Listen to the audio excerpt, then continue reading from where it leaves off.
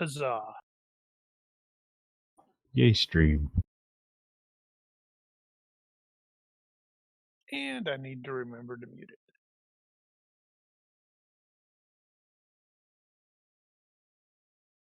it. Cool. That means all the audio and all that is going through. I was worried that post reinstall, all that would be broken.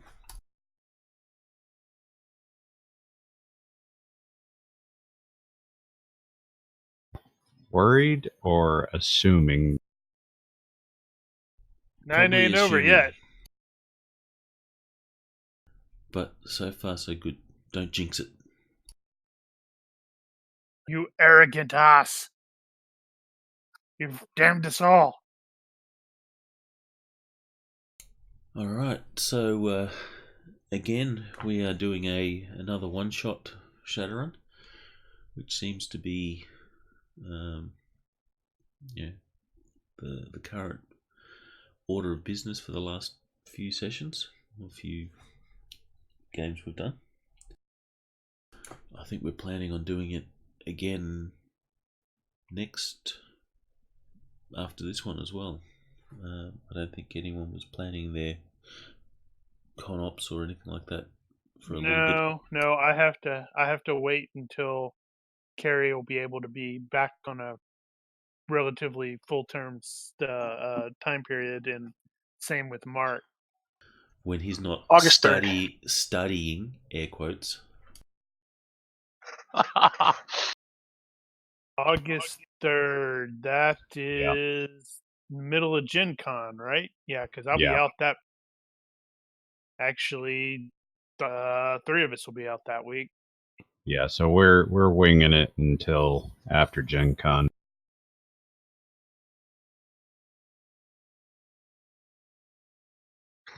Hopefully it's a good Gen Con this year. Oh, yeah. I got a 10-hour game scheduled for Saturday. Damn.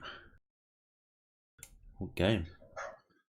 It is actually a D&D 5th edition game. That's fun. What is it? Red Hand of Doom, which was a 3E adventure, a really big adventure module, but I guess they retrofitted it for 5. I'm kind of looking forward to it.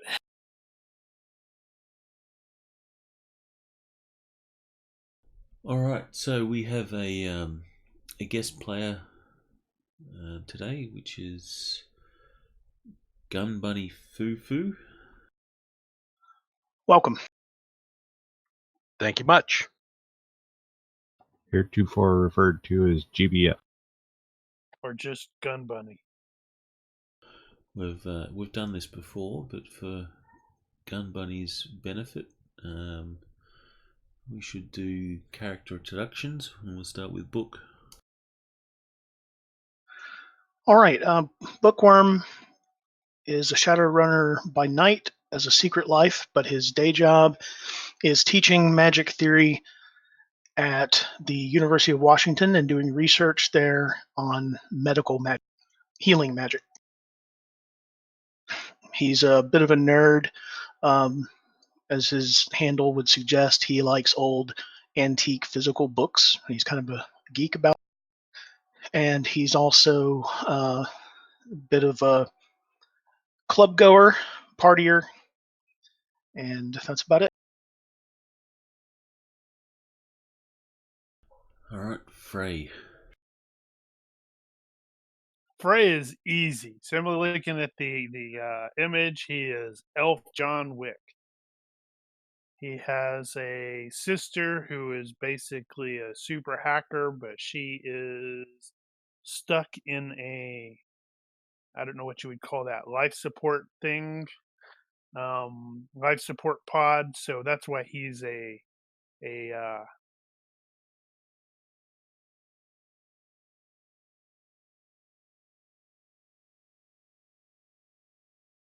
Did we lose you, or did you go quiet? Hello? Who? Oh, it sounded like it cut out for me. Yeah, it cut out there at the end too for me. Yeah, that's the problem with Discord. You have to basically remember to hold the button down for a second or two after you finish talking. You can turn that up. Yeah, I was gonna say you can change the delay. Thought I already did. I've got I wonder if mine it set resets on- itself. No, it doesn't. I've got mine set on 300 milliseconds. Yeah, I had to raise mine because my ping to the server is pretty high. And you still get cut off at the end. And so do you. Oh, I'll turn it up some more. Am I getting cut off?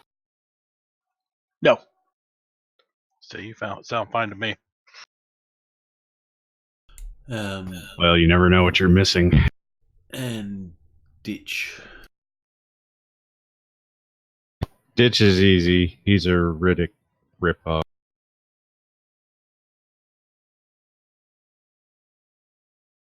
Did you end up magicifying yourself? Oh, yeah, I added that. I gave him Magery 0 with cannot learn spell. And all your fancy abilities, did you... Yeah, they were already magical. Righto.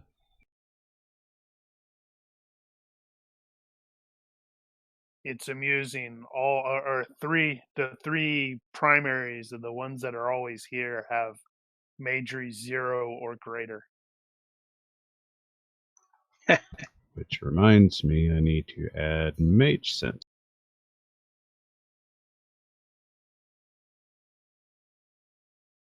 What the hell do they call that where you use the IQ plus Magery?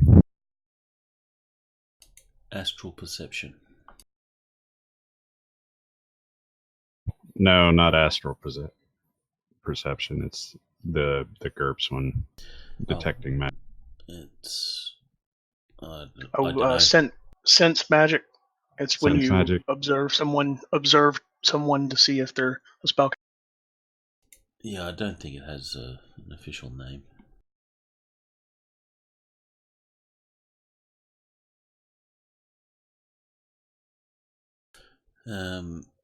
For any of those people that have enemies and such like that, can I get you to make a roll in the box, please? Oh, and we were going to do a quick run through of the GURPS rule set for Gun Bunny.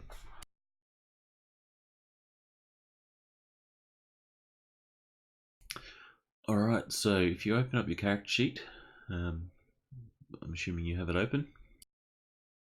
I do. Alright, so we'll start with the main tab. The main tab has all your main character stuff there. You'll see there's an icon next to some fields that have a little dice icon. That indicates that field is a rollable field. And to roll, you can either double click it or you can drag the number value and then drop it into the chat window. Now you have to drop it in the chat window, not the chat box where you type. And then that will do a roll for you. Feel free to experiment as we go along. On the main tab, you've also got two sub tabs, which is move and reaction. If we go to reaction, you'll see some reaction modifiers there. Or actually, there's no modifiers set up for you there at the moment, but there's a little dice icon. If you click that once, it will do a reaction roll for you. Okay. And that's something that's... It occurs to me that those characters may have been generated before the rule set update. Have you actually looked them over? Just briefly, why? Just wonder if there might be some problems in the translation. there shouldn't be.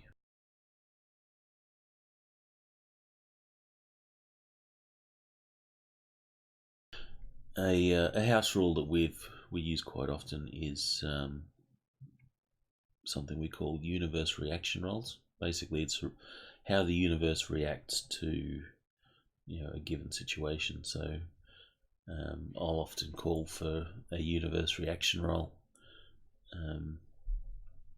from someone, and then it's just a matter of clicking that icon and making the roll. Okay. And if the universe reacts good to you, good things happen. Otherwise, the universe hates you. Or is cold and indifferent. Which tends to be the case. Moving on to the traits tab.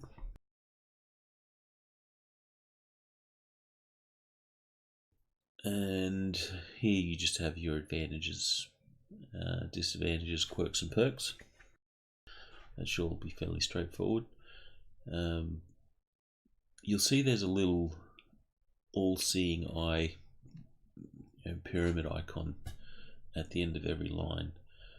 If you click on that, I don't think any of them will be set up. But that allows you to put some notes to any particular trait, and that's the case with skills. And everywhere you see that icon, it basically allows you to put a note. Moving on to the abilities tab. Here you have all your skills. If you click the dice icon next to the skill, you should only single click. That will do a roll for you, or you can drag and drop as with all the other stats.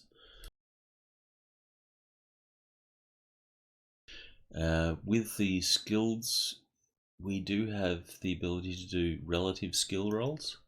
So that's a skill roll based off what's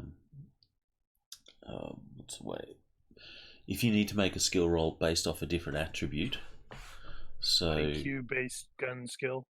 Yeah, an IQ based gun skill, you would simply drag your gun skill to the attributes that are at the top and drop it on there, and it'll do a roll based on whatever attribute that you've got. You drop it onto.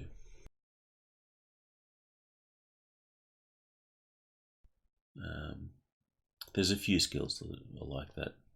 Health based survival rolls. I think IQ based traps rolls.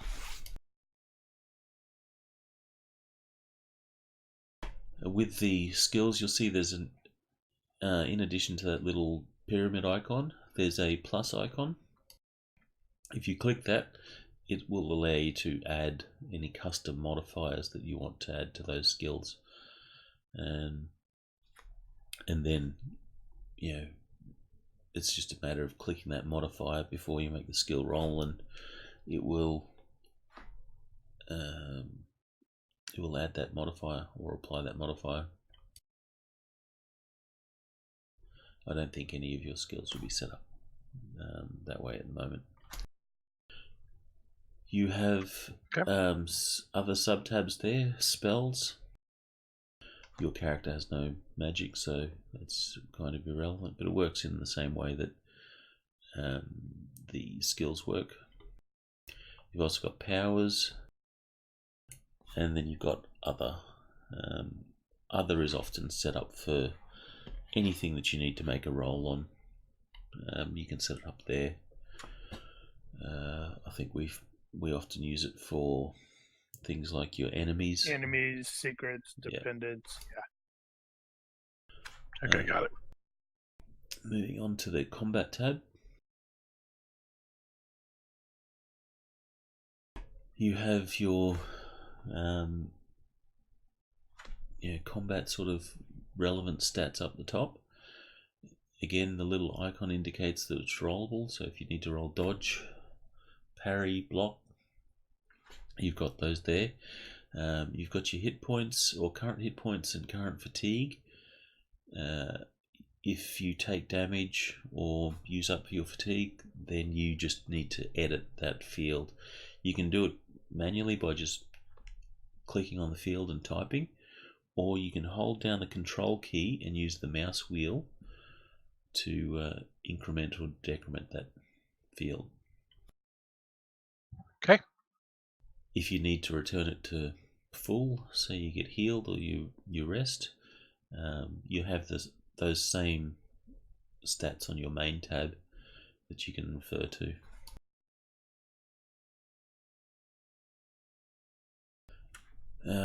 Moving to melee weapons.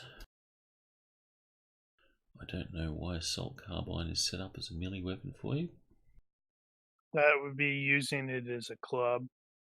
No, it's doing the full damage.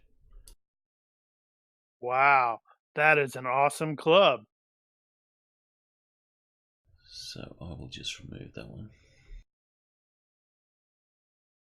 Oh, yeah, mine's doing that too. Dude.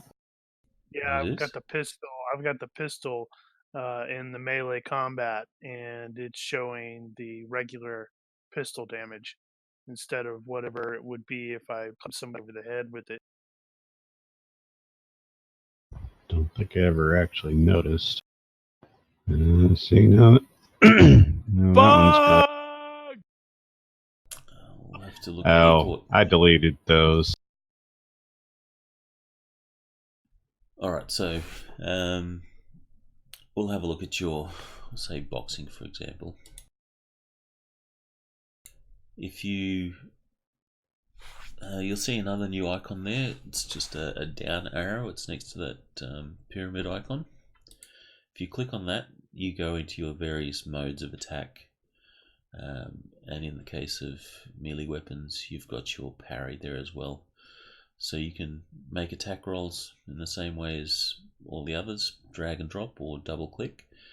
The same applies for your damage and parry if you were to do a boxing parry, for example. And you also have the little plus icon there if you wish to add custom modifiers. Useful if there's something that you do over and over again. I should probably explain how you use the modifier box as well. If there's any time you need to make a modifier to your roll, you should see in the bottom left corner, a box that says modifier. You can simply click in there and type the modifier that you need to use. There is also a bunch of modifiers that we have set up thanks to Phil, who's playing Frey. But you'll have to activate that. And to activate it, I'll get you to go to the library icon that's in the bottom right. Got it. Click the modules button. Got it. And look for GURPS 4E tables and GURPS 4E modifiers. Okay, And both are loaded. And just click the button load for both. That will add the modifiers to your modifiers button, which is the plus minus button in the top right of Fantasy Grounds. Okie dokie. And to apply a modifier, you can these are most of your combat modifiers, I believe, and there's a few others in there as well. You just need to click, drag and drop to the modifier box. Do that before you make a roll, and that modifier will be applied. That's another way to do it other than just typing it in.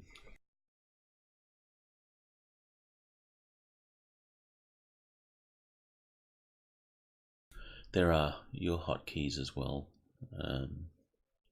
but I think I'll skip that. It's not really going to be necessary short term.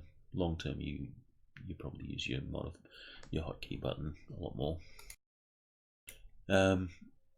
We'll go to the range modifier, range tab, sorry.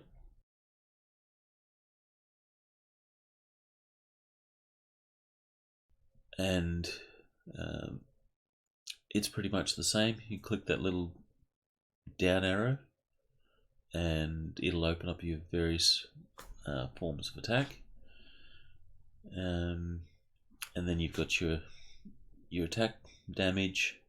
You've got your accuracy as a modifier, so if you take an aim, you just double click your accuracy.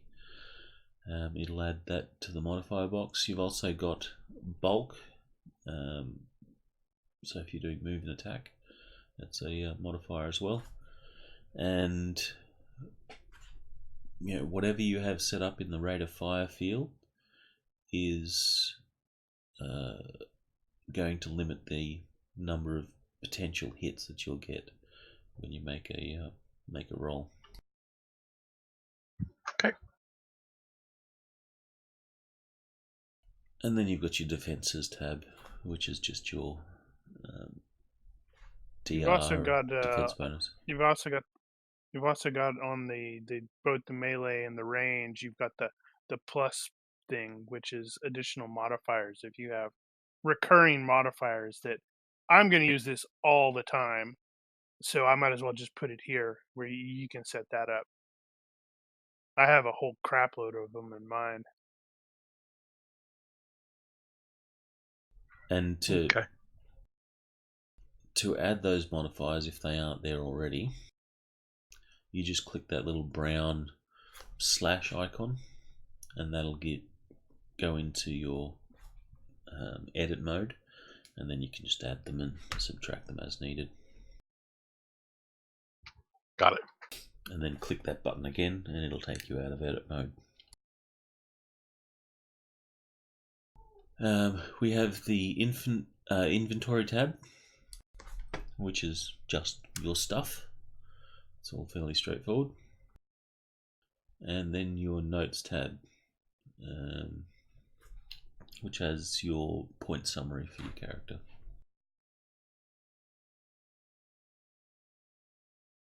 Okie dokie. Seems easy enough.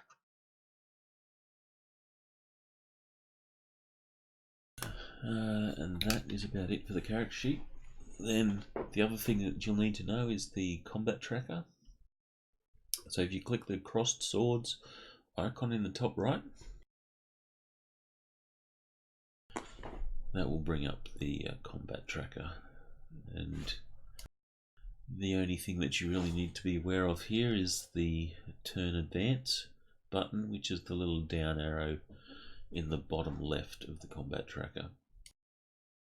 So you're not currently on the list, so I'll just add you. And remove Ava and Fred.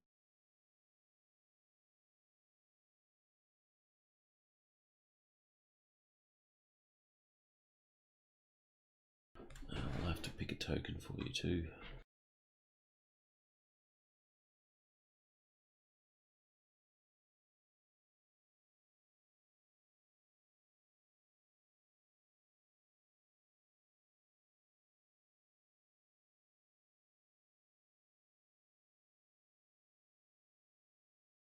Well, that's if we, need it for tactical, because we haven't done a whole lot of tactical in this one. Well, actually, that's not true. We did do tactical at the tail end of the previous one, didn't we? Well, yeah, We did a bit, yeah. You elf-wicked a lot of heads. That was before. That's his job. No, he did that then too. Yeah, I don't think we've gone tactical with him though. Yeah, in the last one, in the park, it was sort of tactical. Oh, well, that was kind of quasi-tactical.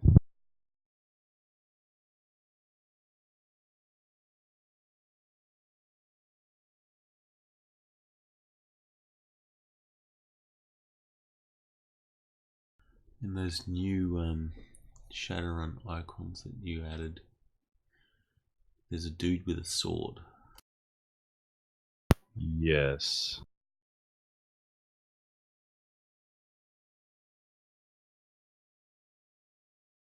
Yeah, there's a whole bunch in the second Shadowpunk series for that, but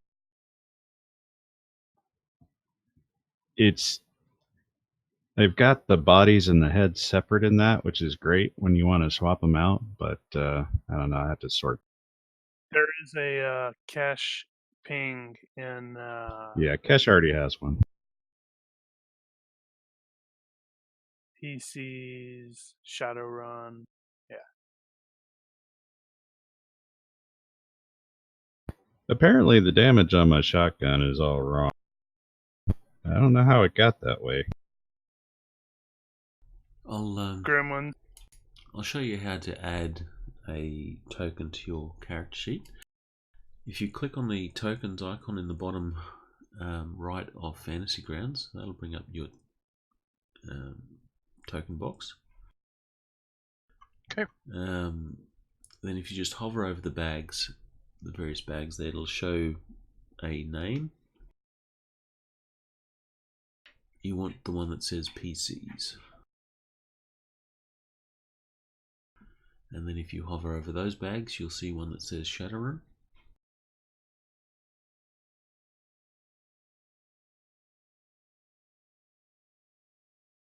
And then simply hover over the one that says Kesh,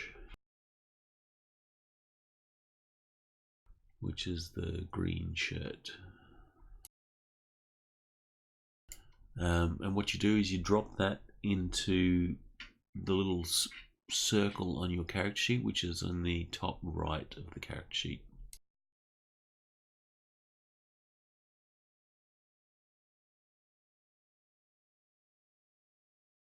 So it's just drag and drop, just like that.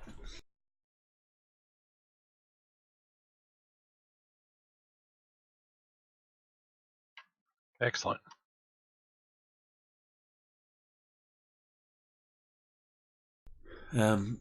So yeah, the only thing that you really need to note in the combat tracker is that advance your turn, and when it gets to your turn, I'll move it forward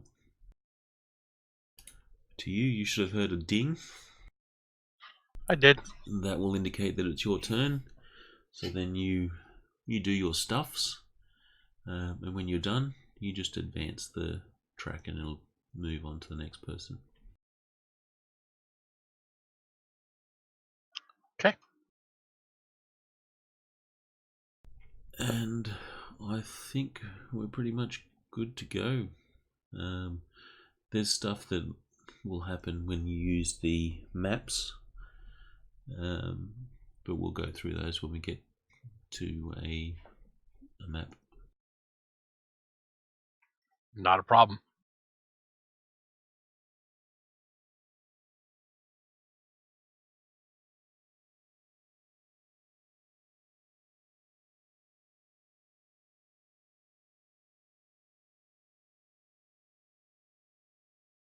Alright, just give me 1 second to find a certain image.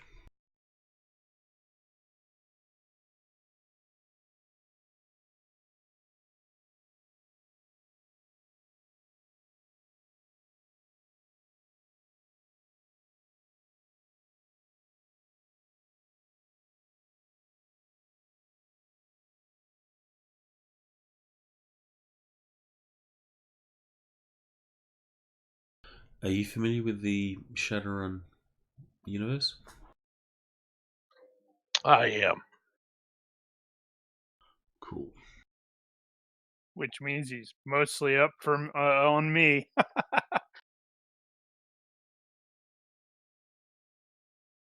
you go. My standard atmosphere shot.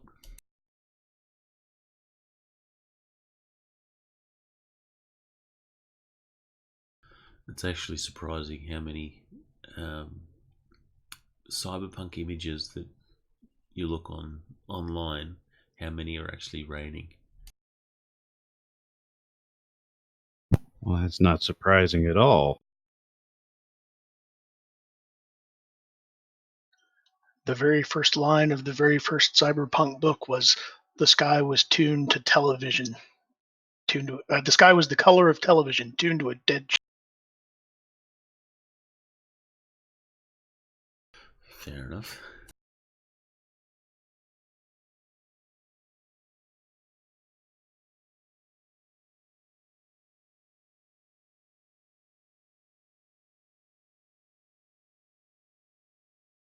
All right, so we're currently playing the through the Shadowrun missions adventure arc, I guess you'd call it.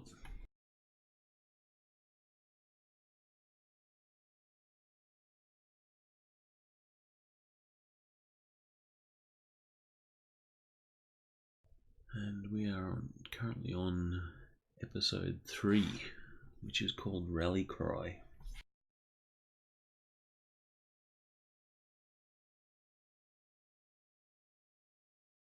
Do we have any bookkeeping?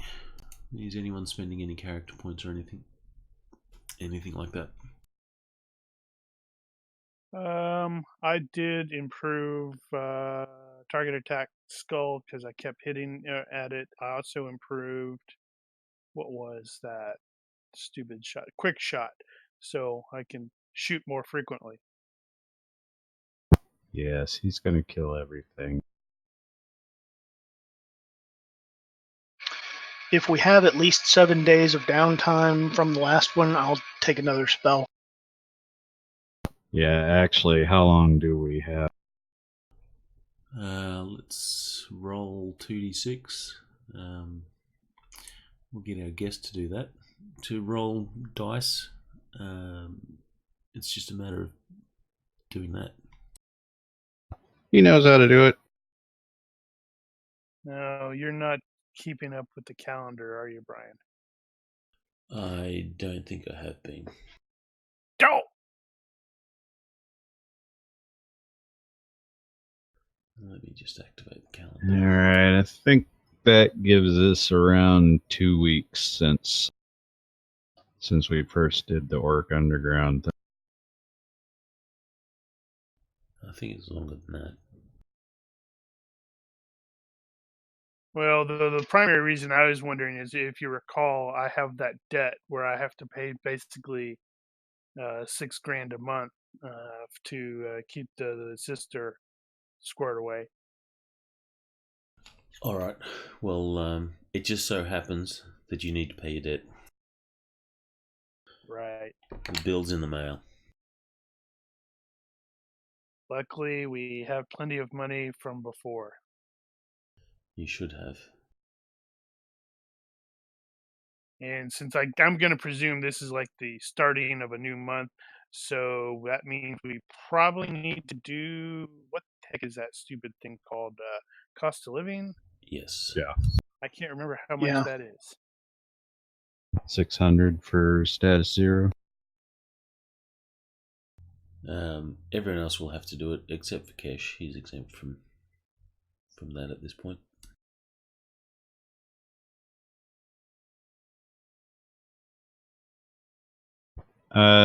Ditch did start on the whole discriminatory smell thing, so I gave him acute taste smell 1.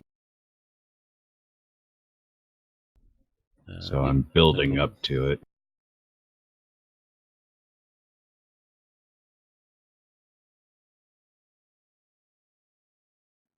Did we have a date? Was a date mentioned at all? Hey, you're the GM. I know we had a year. I don't know if we had an actual calendar date, though. All right. We will have a calendar date. That way we can keep track of it in future. Since these one-shots are becoming more than one-shots. I'm going to blame Carrie and Mark. Okay. Someone roll a d12.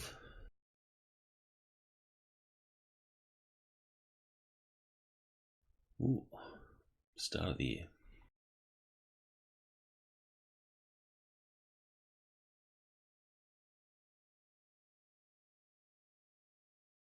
I wonder what the Shadowrun climate is overall. Well, that would put it at winter. So it'll be sleet, I imagine.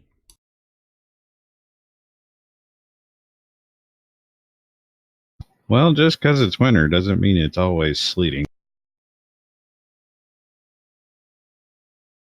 Look at Mostly the picture. rains. It's raining. It doesn't get that cold. They don't actually get that much snow. Yeah, I'd figure since it's coastal, it probably would be that way.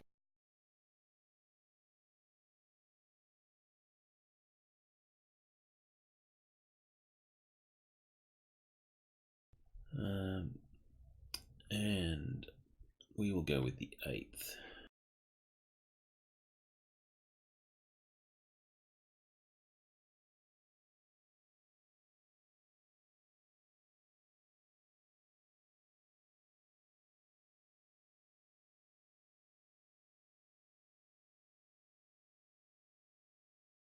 Alright, locked in.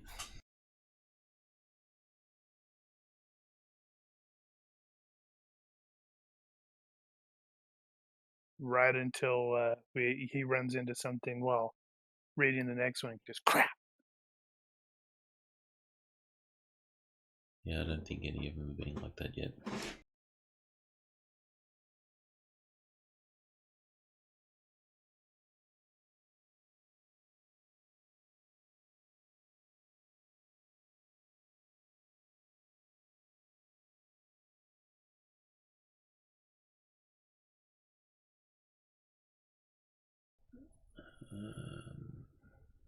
Hang on a sec.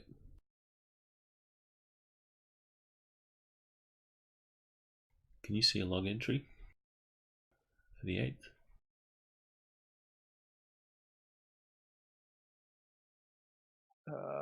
Let's see. In the chat, yeah. We can see the red button, but I can't. If you're talking on the calendar, I saw it on the red button, but when I clicked on it, there was nothing there.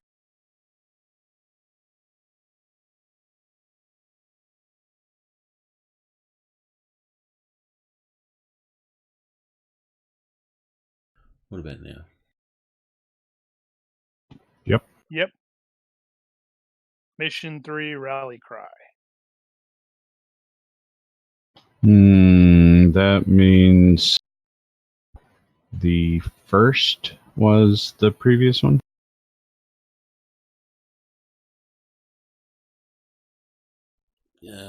Something like that. 7 days. Yeah. You're working New Year's Day.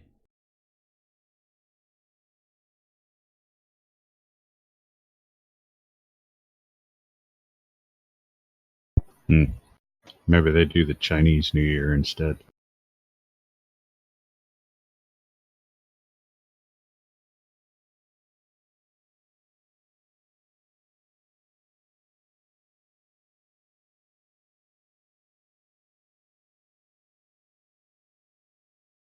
Alright, so if there's no questions, then we shall make a start.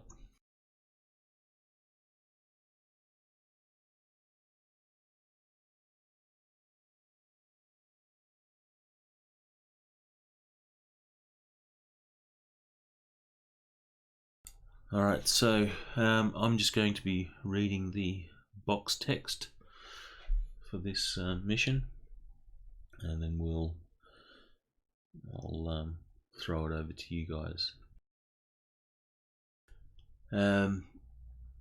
As you walk up to the Howling Griffin, the Goblin Rock from inside seems to energize the crowd of people waiting to enter. A full mix of meta-humanity in synth leather is out in force tonight.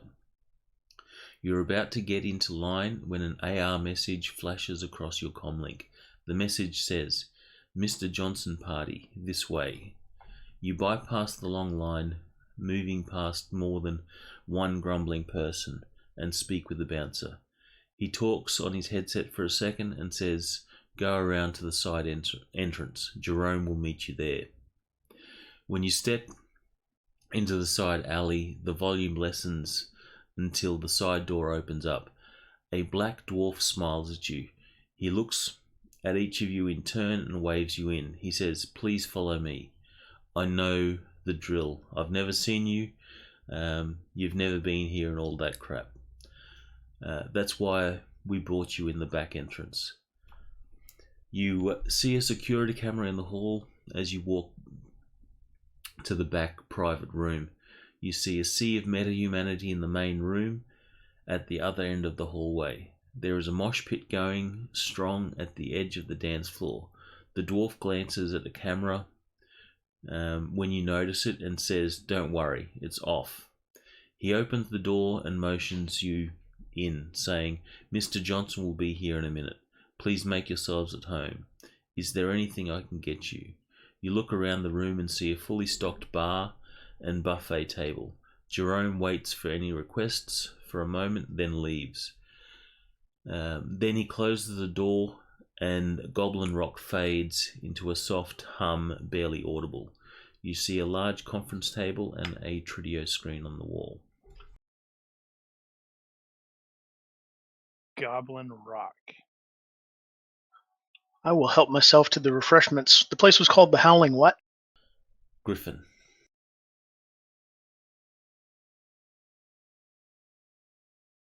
Yeah, Book feels right at home, doesn't he? Yeah. Book, give me a universe reaction roll. There's not actually any food there. It's just an illusion. That'd be about right, wouldn't it?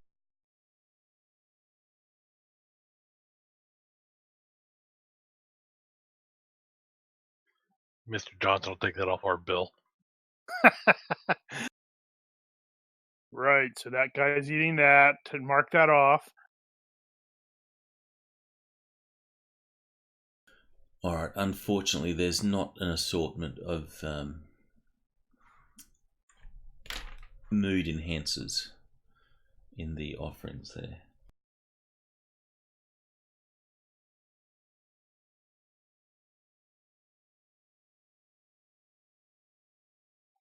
Kesh will go ahead and help himself to a drink if one's available.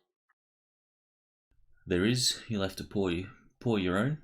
It is a combination of synthahols, and there is also one bottle of the real stuff. Well, let's try a That's shot. how it works.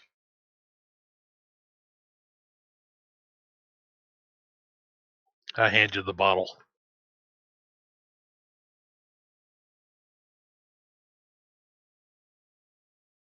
Alright, while you're getting yourself settled, the door opens and an orc with... actually, I'll display the image first.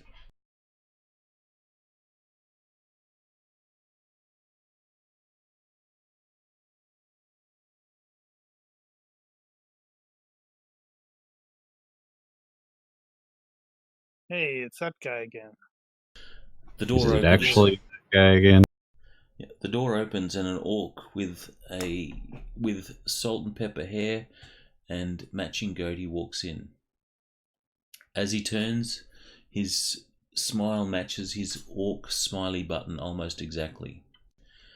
"Thank you all for meeting me here tonight," he says. "I have a business proposition for all of you.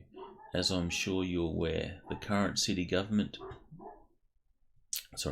As I'm sure you're currently aware, the current city government has been blocking efforts to legitimize the Orc Underground. Tomorrow, there is a rally on the Metroplex Hall steps to show support for the action of properly recognizing the Orc Underground." He pauses and walks over to the Trid screen. "Of course, the Humanis Policlub is going to have a counter rally. For those that don't know, the Humanis Policlub is basically the equivalent of a white supremacist group, except it's anti metahuman.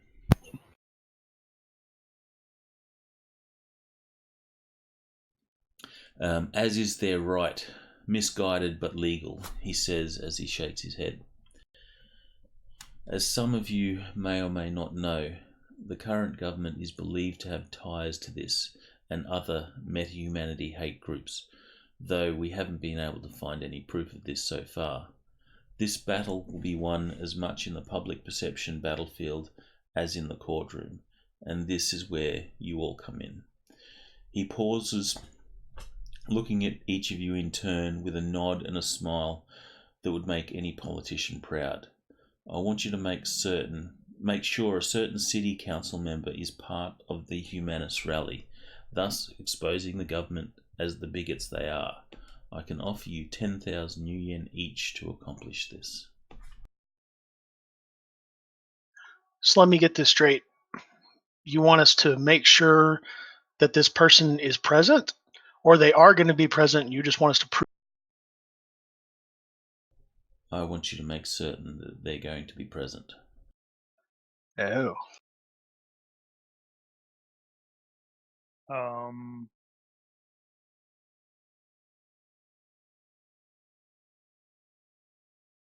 Yeah, I'm trying to figure out how we're gonna do that. I'm more competent at shooting.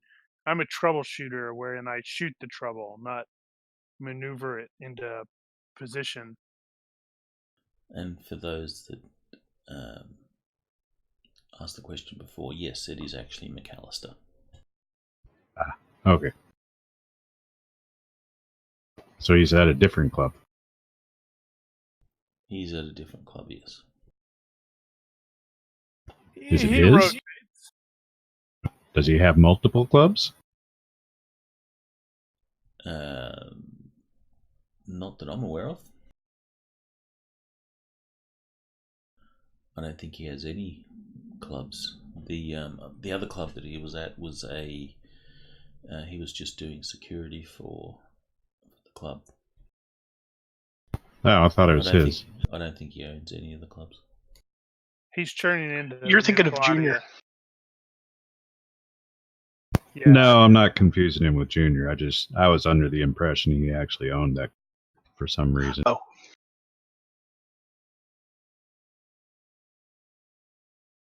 So he says to you, can I count you in on this one?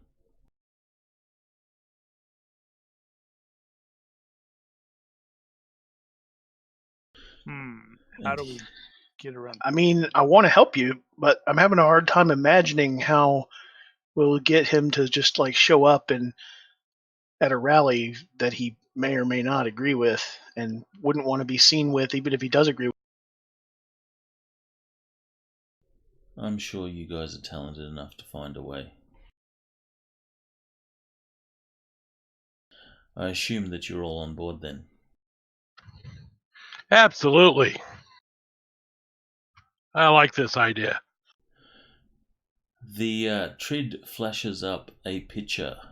The target is Metroplex Congressman James Grey.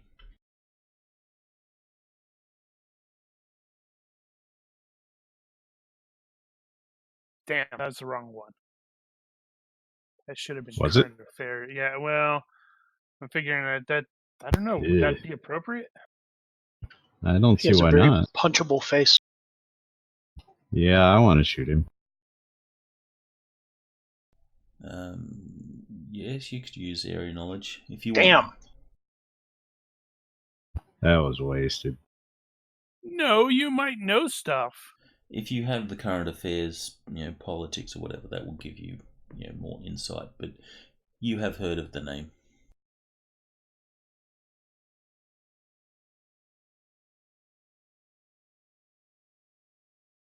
Is he known for anything in specific? A smile.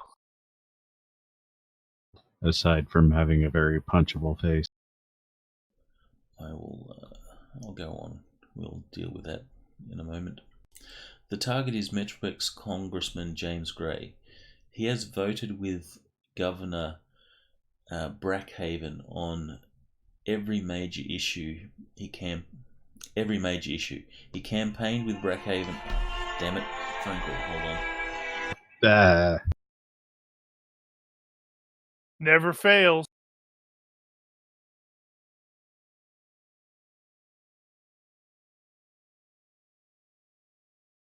That's usually how it works for me, where it's like, yeah, okay, everything's fine. Oh, crap. He needs a better ringtone, like the one where the girl just says, "Hey, your phone is ringing." Unfortunately, it depends on what you're thinking there, because I made the mistake of my ringtone is the Immigrant Song by Led Zeppelin. So when people call me, I don't want to answer the phone. I want to listen to the song. Nice. Yeah, this mission doesn't feel very shooty, right? This is going to be very interesting for us. I mean, No, do we this have is to a make good him bit. look enthusiastic? Are you thinking Weekend at Bernie's? I mean, Yeah.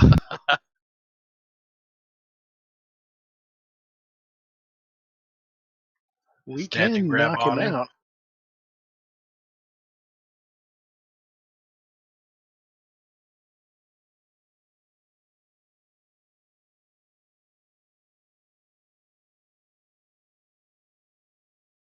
So Maybe Let's hit see, him what does on the way to the foolishness do? office. So those of you who are more familiar with the cyberpunks or the Shadowrun setting, what is up with this Governor Backhaven? Don't know. It's not from the time period that I played. Well, that's not very helpful.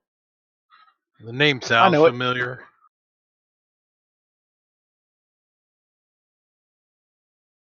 I guess it's appropriate that Frey doesn't know all this crap, since he was away for so long and now he's just come back That's to true. town. Okay, I can lower his IQ by 5. That might help. Ooh, Well. that's actually pretty. Yeah. What spell is that? Foolishness.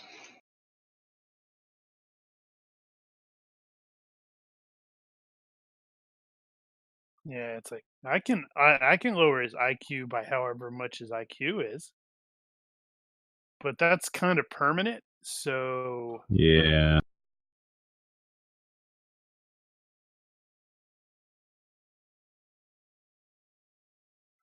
It was a prerequisite for mental stun. uh, How long does it last? Duration is only 1 minute, but if I tap into Power Stones, I can keep it up for maybe long enough to make sure that some news cameras see him. That seems an odd prereq for stun. Seems like it It's should be the actually other way around. It's actually Daze that has Foolishness as a prereq, and Mental Stun has Daze as a prereq. So it's like a 2 layers deep.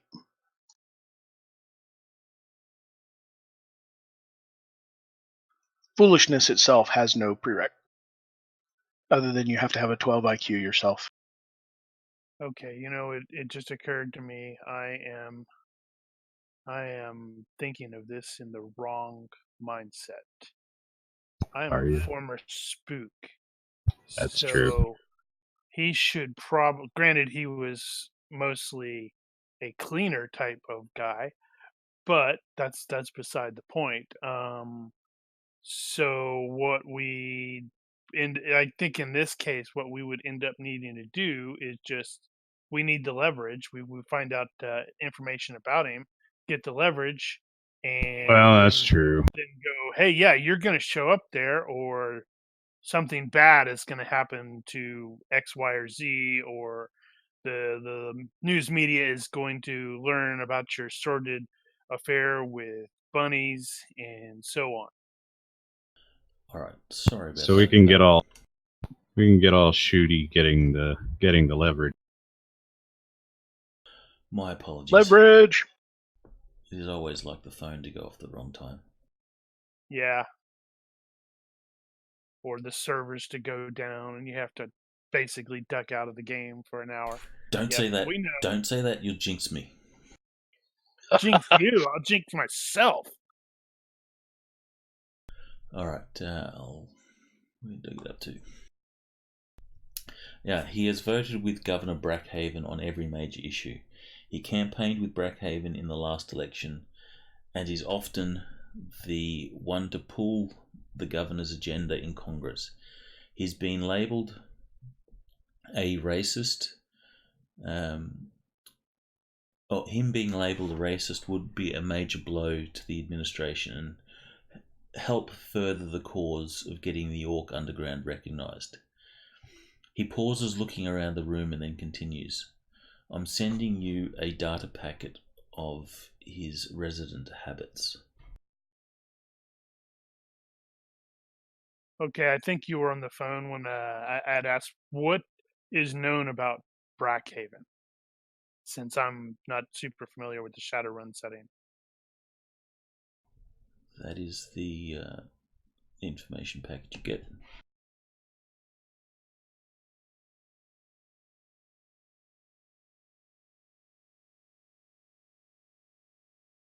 I don't know if there's anything particular about Brackhaven that's relevant. He's just the governor of Seattle. I'm sure there's some significance in the Shadowrun law, but I'm not privy to it at the moment. Right there, she's the mistress is the angle in. A file is downloaded to your comlink as Mr. Johnson keeps speaking. I'll give you a minute to read through the information and then answer any questions I can. I don't know what your best option is, and I don't want to know what your plan is. I just want to see the congressman at the rally. He smiles and waits for any questions. For how long? How long until the rally, too?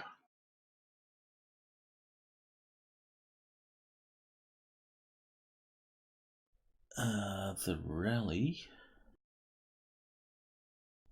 I think you mentioned it.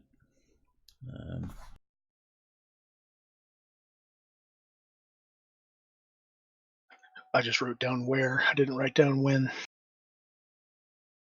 Yeah, I think he said it was like tomorrow.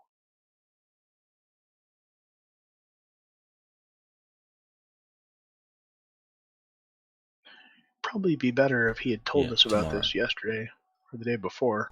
Yeah, tomorrow there's a rally on the Metroplex hall steps. We never get these things with like months to plan.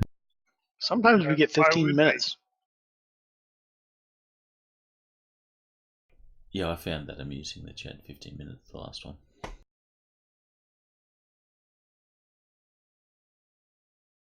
Yeah, I think it's potentially doable. Especially if he's having one of those meetings tonight. Doesn't matter if he is or not. We go there and... Oh, like call him from her place? And say, here's what you're going to do tomorrow. I say we could abduct the 11-year-old and hold her as collateral for this, show up or else sort of. Gross. No, I don't want to do that. Dude, you had no problem with this cutting a guy's head off in the last one. Looks like that's a valid point. I'm not kidnapping somebody's 11-year-old daughter. I won't do it. You don't have to do the kidnapping. Ditch actually has a bit of a unusually distasteful reaction to the idea of kidnapping the 11-year-old. Not like we're gonna hurt her or anything. It just, motivation Just traumatize her for to life. do the right thing. Pain No. is scary. Look who her father is. She's already traumatized. It's probably that's a valid point right there. She wakes up and sees him with that smile. Never mind, he's a politician. I veto this plan.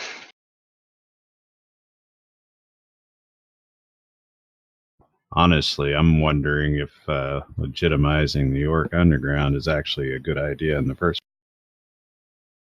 Well, I don't have anything against that. But I'm not going to potentially traumatize a little girl. No, I'm just thinking if you legitimize the Orc Underground, that means they're accepted and the government gets involved and everything. They're independent right now. Nobody cares. But as I Yeah, that is understand a it, they're good sort point. of It's a careful what you wish for kind of thing. Exactly. Correct me if I'm wrong, though. As I understand it, it's not that they're independent; it's that they're basically they have minority status and they want equality. Pretty Yeah, much. but right now Everybody, they're secluded. Nobody goes down there. The police don't go down there. Nobody goes down there. Yeah, but then they don't have public services and stuff like that as well. Yeah, Yeah, I figured it was going to turn into they want to turn it into something akin to a reservation where it's like, hey, the law is equal, but we're a little more equal down here. So they want some kind of treaty, you think? I think Ditch is right. It's they're going to be sorry when they get what they think they're asking for. Well, that's for them to decide. We Agreed. just do the job and get paid. Yeah, it's 10,000 New Yen Agreed. apiece to us. but yeah, going through the Mister seems like the ideal situation. I agree. Oh. Well, me and Kesh shall keep it in mind about abducting the 11-year-old as necessary. Or maybe just the wife. If he truly loves her, which he doesn't. So if he did, he wouldn't have a mistress. You don't know his life. Well, the first thing that comes to mind here is actually, I would say in a normal situation, if the identity of the mistress became public knowledge, that could theoretically ruin his career. But I don't know if that's still apt in the Shadowrun universe. Well, I think the way this is set up, it's implying that it is. Okay. So yeah, then we need to find out that in addition to having the mistress, he's also a furry, and bam, we've got instant leverage to make him do what we want him to do. yeah, well, A furry? Did I miss something? hey, you're the one that had the whole Godzilla thing last time. So Yeah, Jimmy Gray here dresses up like the mouse and has his mistress dress up like a cat. Sometimes she dresses up like Donald Duck. Don't ask.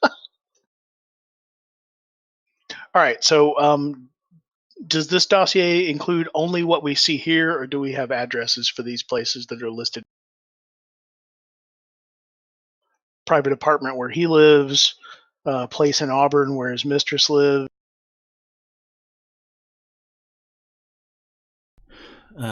You have his private apartment.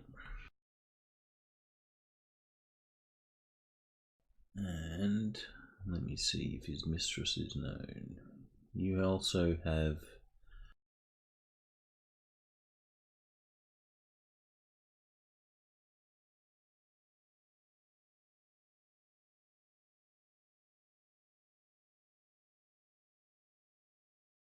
yeah, I was gonna say, you do not have knowing her address. We're also we going do. to need to. How do we ensure that he is seen? I was gonna say we could deep fake him.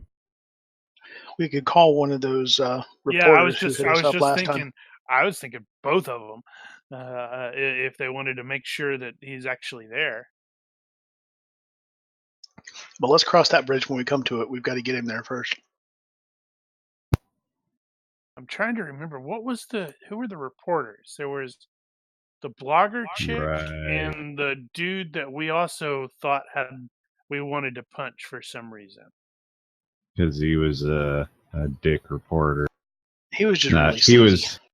he was the actual reporter guy, and she was just some activist.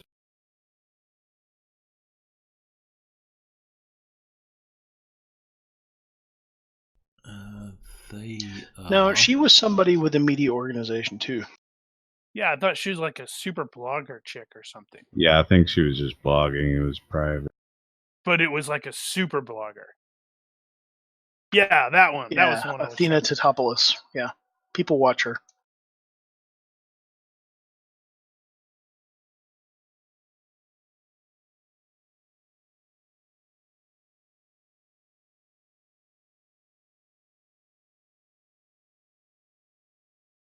Actually, she's Real Media. It's KSAF. So she's from television. And that's the other guy that you wanted to punch his face.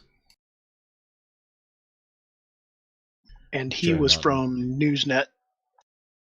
So they're both legit reporters. Or, I mean, from recognized news organizations. I don't know if they're. And just being reminded of those two, I think my phone number will have changed since that encounter. Easily handled in the course of your lifestyle payment. Yeah.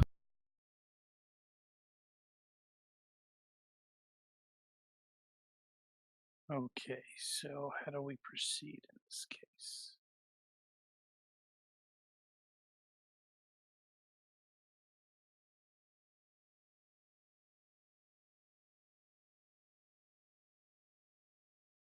Okay, so does anyone have a hacker contact of some sort?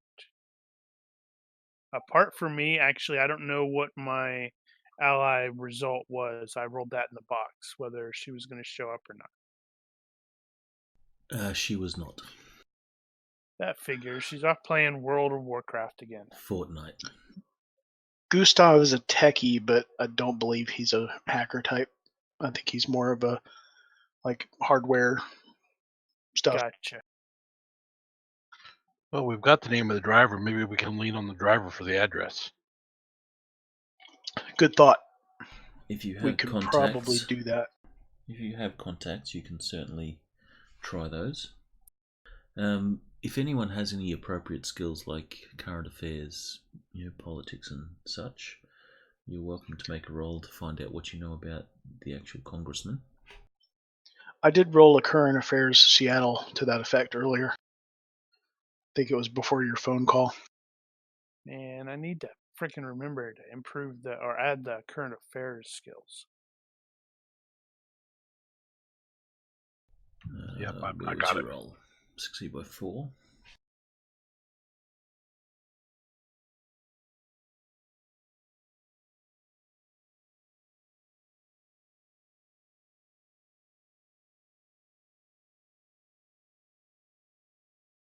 All right, so you can confirm the information that he's a supporter of the governor.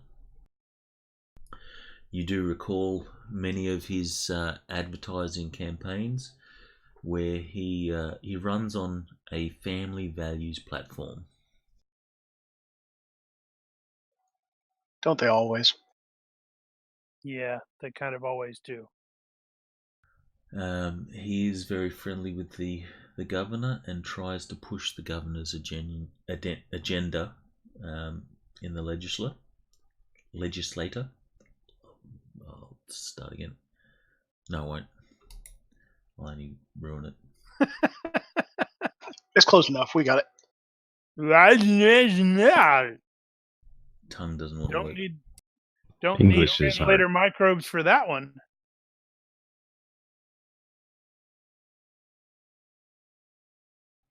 So that's what you know. Do we actually have any questions we need to ask McAllister though? Because otherwise we'd probably take our planning. Yeah. Oh yeah. I thought that was yeah. He's like, yep, you're good. I'm out. Peace. Because he specifically said he didn't want to know the specifics of the plan. Yeah. All right. So unless you have any questions, How for long him, do we have the room for? Yeah, if he's going to take off, how long can we keep the room for? keep it as long as you like. Thanks. Yeah, actually, one question that got asked that we didn't get answered was how long does the guy need to be seen at the thing. Is just waving his face in front of a camera going to be enough, or does he need to be there an extended period? He says, just as long as he's seen there and it's recognised that he's there, that should be enough. If his face is plastered all over the media in the rally, that should do the damage that we're after.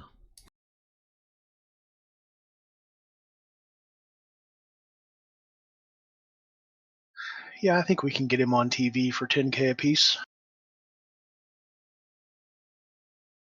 I think he needs a t-shirt.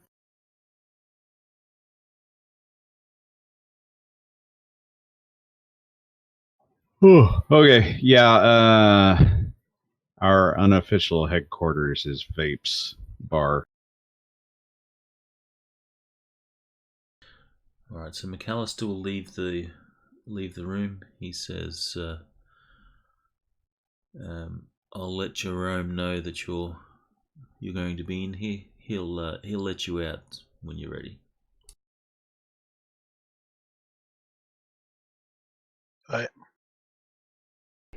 And he leaves. As he opens the door, the goblin rock music blares through, and then it is silenced again as he closes the door.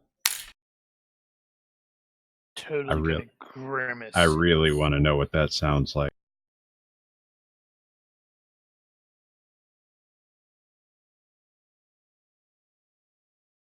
It sounds like goblin rock. Duh. The only problem I can see if we put pressure on the driver is that the driver will maybe give the gig away. I guess that depends on how much pressure you apply into what appendage.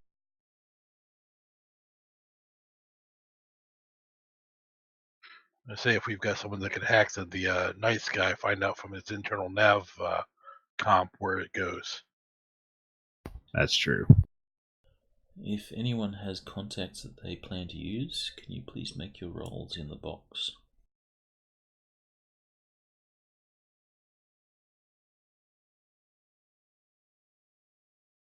I am looking at my contacts to seeing if they are going to be appropriate.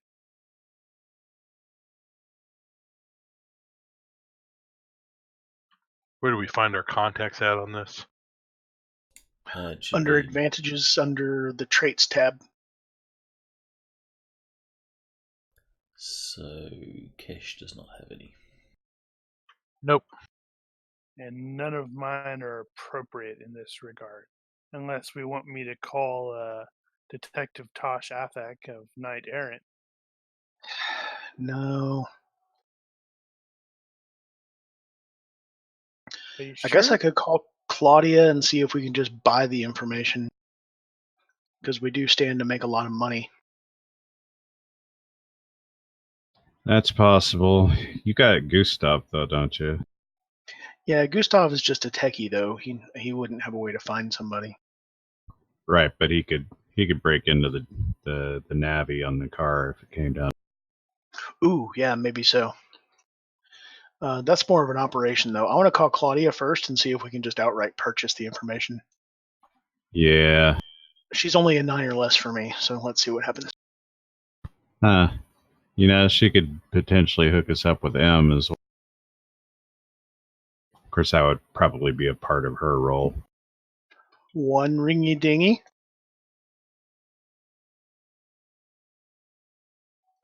2 ringy dingy. You go to, unfortunately, you go to her message service. Ah, shit. All right, I'm not You going at to least get to see her avatar. Oh, you should show Gun Bunny Claudia's avatar. Yeah, he needs to see Claudia. Might be important. So as you're ringing, you've got Claudia's picture on your phone as part of your ring tone thing. And there's Claudia. What are you doing with my girlfriend's picture on your phone, man? You're welcome. Oh, is that your girlfriend? Tell her I want my underwear back.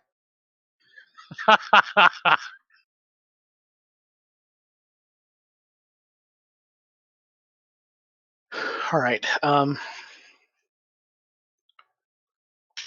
So do we want to try Gustav and see if he can hack the limo's navigation, or do we want to talk to the driver and tell him to give us the address? Yeah, if we can hack in and get that without having to talk to anybody, that's probably ideal. Fewer chances to blow up in our face. Okay, well, let's try it. I'll see if I can get Gustav. He's also 9 or less.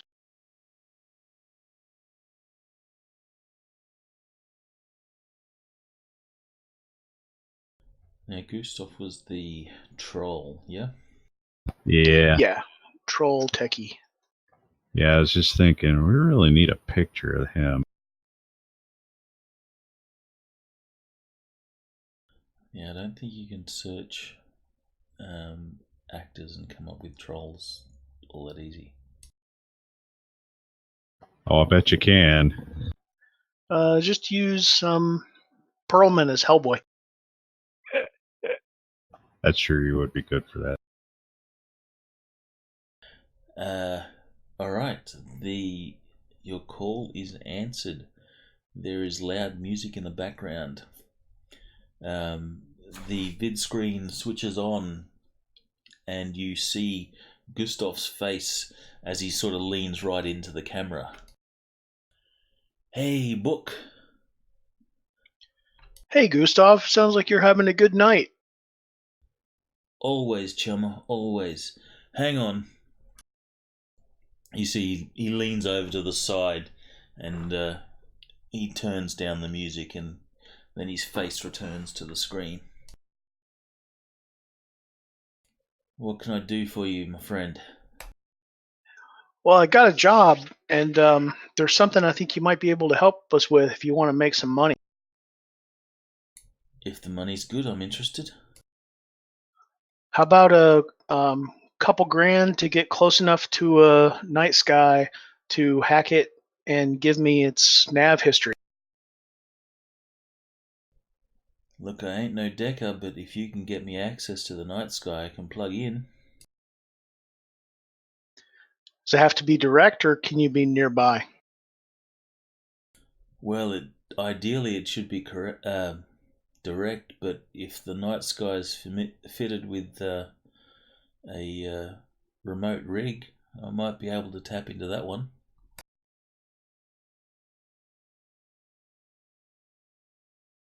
All right, so you're up for it tonight if we can make that happen? Call it 2,000? Sure. For 2,000, consider it done. Great. I'll call you and tell you when and where we need you. If we can get it angled that way. Thanks for your help, buddy. No problem. All right, so I'll tell the guys the part of the conversation they didn't hear.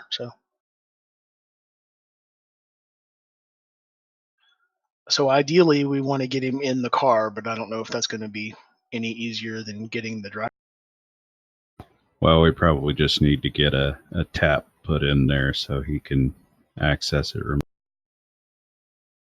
Yeah, I agree. So I guess the next thing is to go take a look at his apartment and find out what the situation is with the accessibility of the car. Yeah, hopefully they don't use a fleet.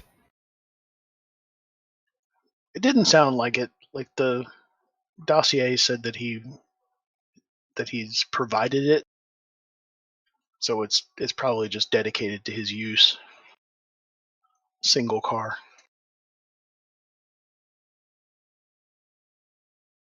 That's usually he's the like way. a local, was he like a state senator? The impression I got was that he was the UCAS senator for Seattle. Okay, so he's like, yeah, okay, so he's like a Federal. federal senator. Gotcha. No, it's Or congressman, not senator. he is Well, state senator. congressman, whatever. Oh, it's state government. Okay. It does So, say so Really? Seattle. It So does is Seattle say local state. government.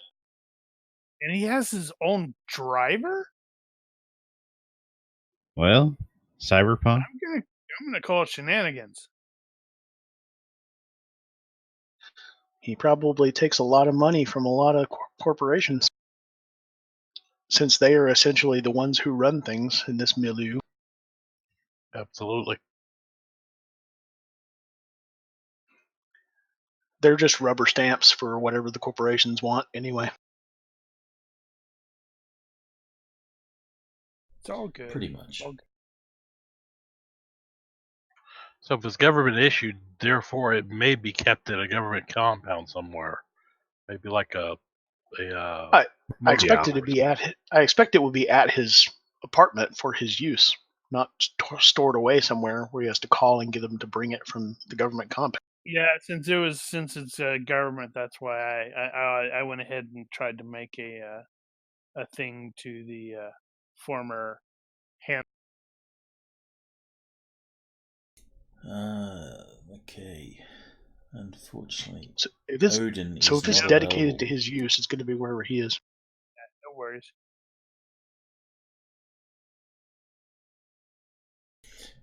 If you wish, those of you that have luck, you are welcome to use luck on those rolls as well. I am not, because I have aspected my luck, so it's only usable in combat. That's silly. I needed the extra points. That's not so silly.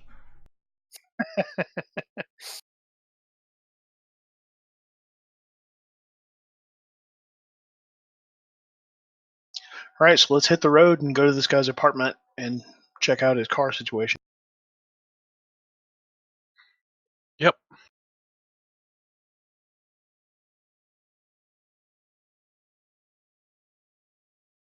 Alright, so...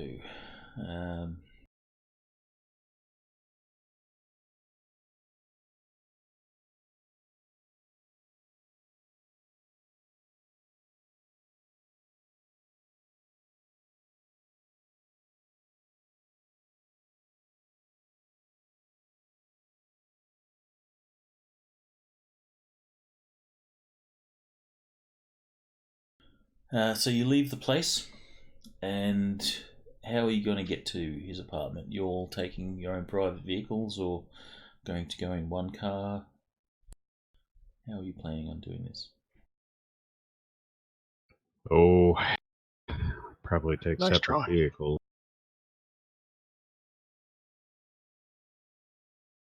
Although I don't know precisely where we're going yet. Okay, I guess we're going to his. Right. Maybe we I'm should not- carpool somewhat. What do you guys? I mean, I took public transport here. What do you guys have? I know Ditch has a. Yeah, I'm gonna take the bike one way or the other. Yeah, I don't have anything as far as vehicle goes, so it looks like I took You the do. Seattle Metro. You do. Bus Your for me. lifestyle comes with a private vehicle. It's just not a great one Okay. if you're status 0. That Just your depends average on vehicle. how his character was built. But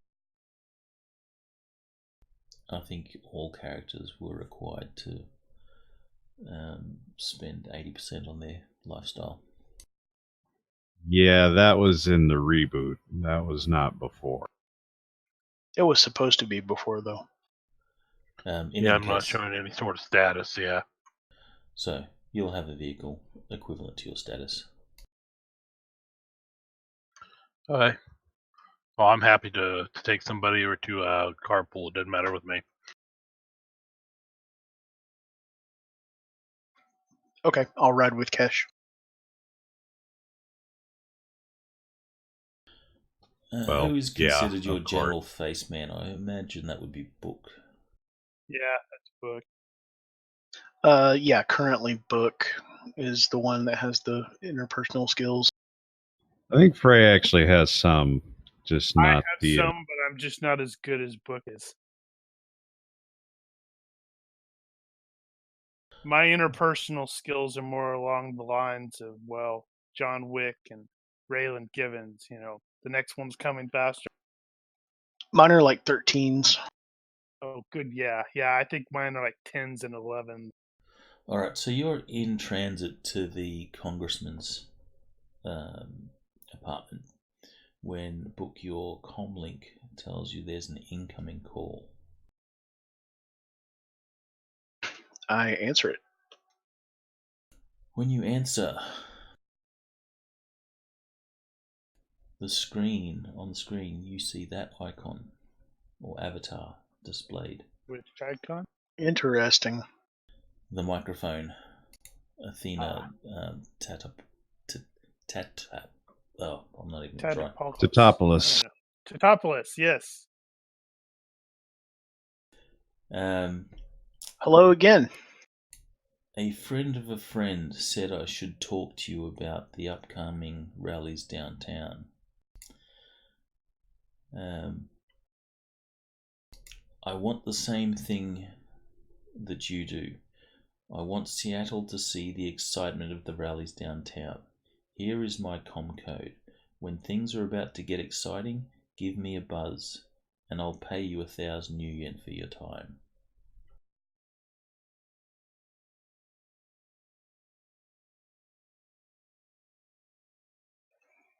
All right. I've got your comm code, and if I can give you anything newsworthy, I'll be glad to take your 1,000 new yen.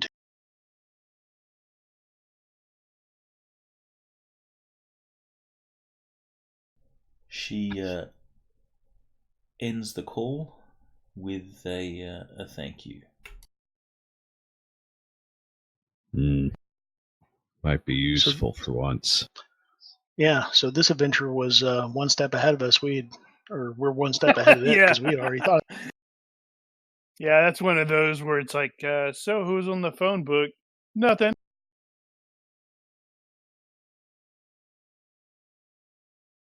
Nah, Book wouldn't do that. He has compulsive generosity. That's true. He was going to pay Gustav himself and not ask you guys for 500 apiece.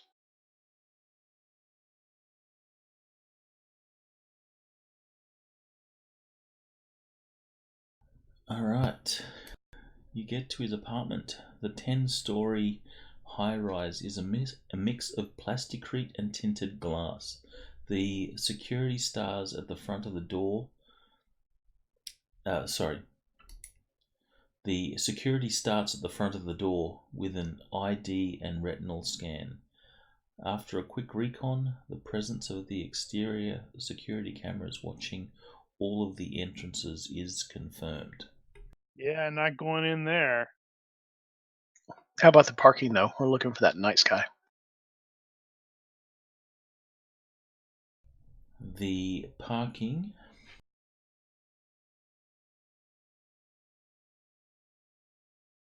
Let's have the universe roll for. We'll get Gun Bunny to do a universe reaction roll for us. Okay. New guy post. And where is that at again? I know It's on your Main. the main tab, and then there's a sub tab with your movement, and it can be switched to reaction, and then it's the 6-sided die at the top. Whoops, too many dice. We'll take the second one. We're going to take the good one, yeah.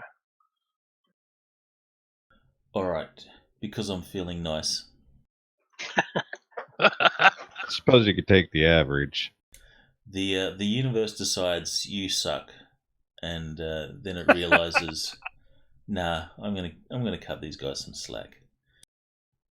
There happens to be a Mitsubishi Night Sky parked out front. There is a driver inside that seems to be watching a TRID screen of some sort in the panel. I call Gustav and send him the address. He Well? says, be there in 20 minutes. I have 12% of an idea. One of us could potentially get caught lurking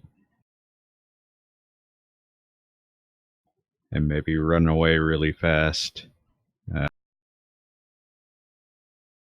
dragging some of the attention with him. I can handle that.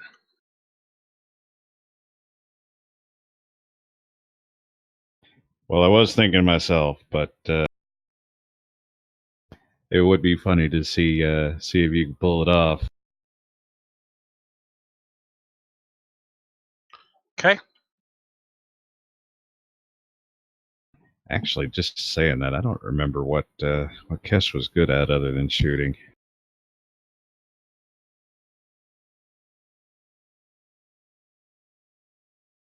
And technically, we don't know him since we rebooted. Then, if you don't know him, he is a new hire, brought here by McAllister.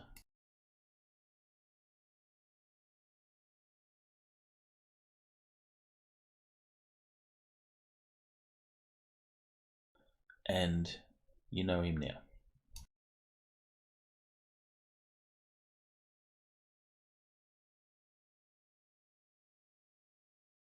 So I'm willing to do it.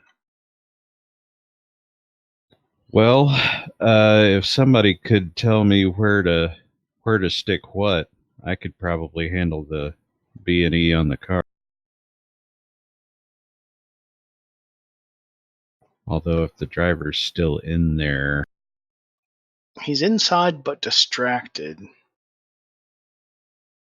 well, it's possible the thing could be plugged in externally. It kind of depends. Yeah, that's kind of what I was thinking. Gustav will be able to tell us what he needs when he gets here, but I think he may be able to hack the night sky just like it is, with the guy in it, distracted by Trid and everything. We'll see what he says when he gets here. We got 20 minutes to cool our heels and watch and see if there's patrols and stuff. That is the driver.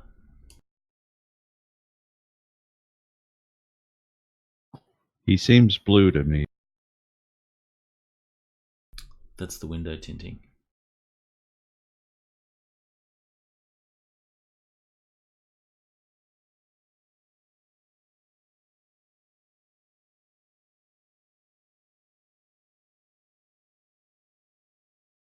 So in the 20 minutes it takes for Gustav to arrive, is anyone doing anything? Trying to stay out of sight as much as I can. Just keeping my eyes and ears open.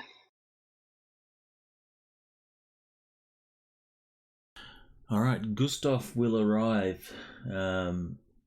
He will drive past the place on his Harley Scorpion, about the only vehicle that will accommodate his size. He looks funny when he gets into a normal sized car. What's that police academy? The big guy, Hightower, is it? Right. Yep. Yeah, Hightower. And it's kind of like that when he gets into a car.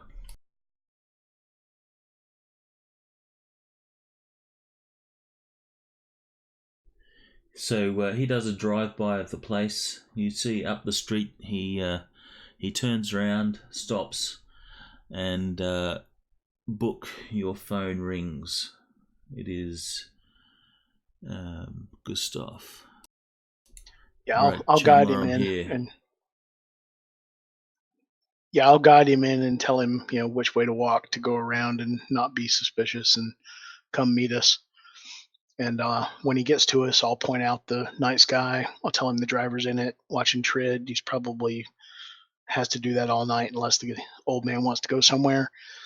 And what do you need from us to get access to the vehicle? Can you just get close to it? Can you get underneath it? Or are we going to have to get that guy out of there? Look, if the night sky has a control rig, then I just need to get eyes on it. That's about all. If it doesn't, Okay. then I'll need check it access out to and the see if it vehicle. does. All right, try it and tell us what you get. It we would can't. be kind of useful if you could distract the guy, or at least get him out of the vehicle. If he's in there and he's observant, he might see me messing around. Oh, okay. Well, I'll tell you what then. He seems distracted now, so go ahead and try. But if he gets suspicious and like gets out of the car to take a look, we'll take care of him.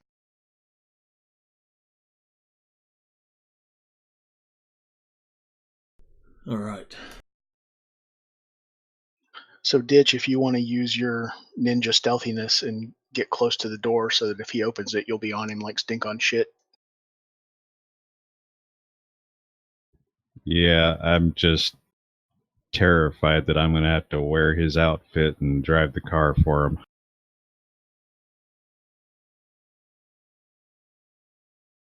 That would have to be one hell of a disguise.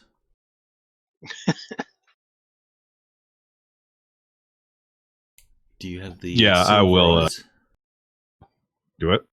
Do you have the silver eyes that Riddick has? Oh, yeah. But he's wearing shades. And Kesh said he was going to be ready to distract the building guards if they come investigate. Right? Yep. Yeah, Okay. yeah. So is there anything else we need covered? Because the spray is still free, and I'm still more or less free. Or we could just float and go, play it by ear. All right. So Gustav, he positions himself at the corner of the building. You see, he pokes his head around to take a look at the night sky, and he pulls out a small toolkit that he starts sort of rummaging through, and you can see he pulls out a device of some handheld device of some sort, and every now and then he'll sort of poke his head around the corner and he'll be pressing on some buttons. And since he's your contact, what skill level was he? 18. I'll get you to roll 3d6 for me, please.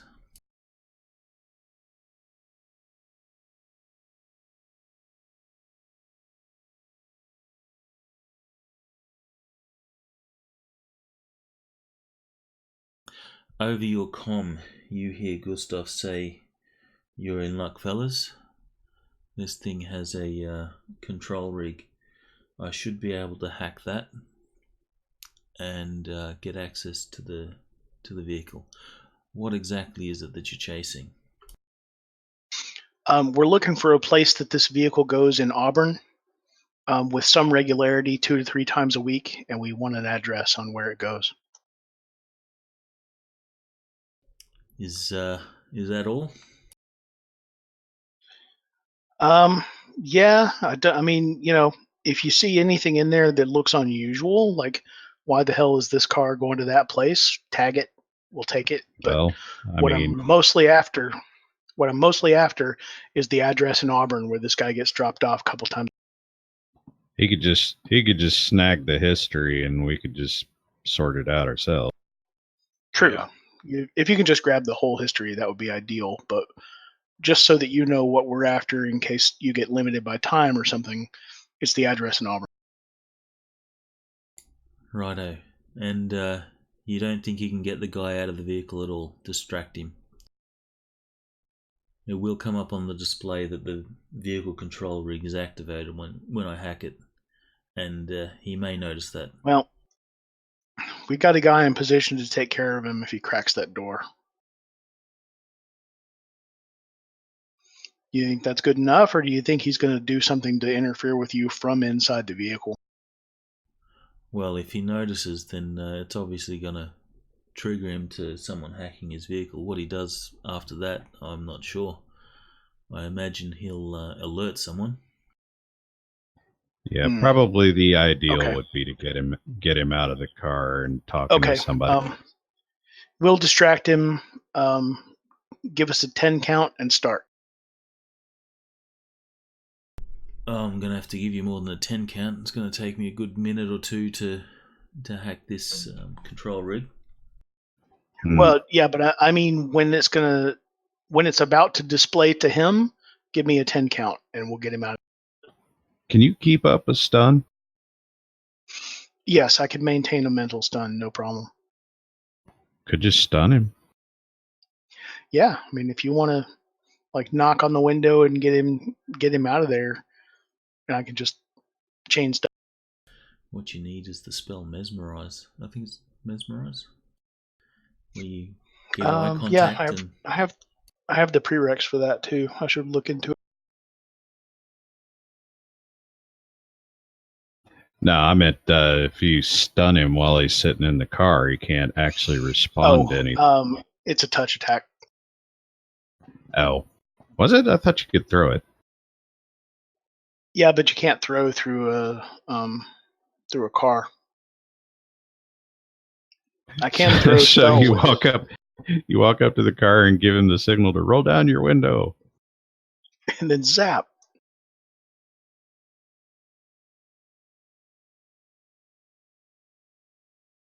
all right. So you'll get a word from Gustav. I'm starting my hack now. It'll take me a couple of minutes. Get you guys ready. And I'll get you to make another roll for me on his skill. On his skill? Yes, on his skill. So it was 18. Jesus. Well, 5s and 6s.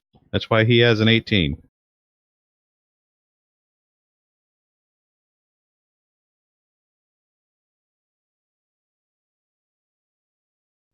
He says, Chalmers, I'm sorry. The security on this one's a bit tight. It's going to take me some extra time or a stroke of luck. Well, how about if we get you in there? If we get the guy out and you in? Sure, that makes it easy.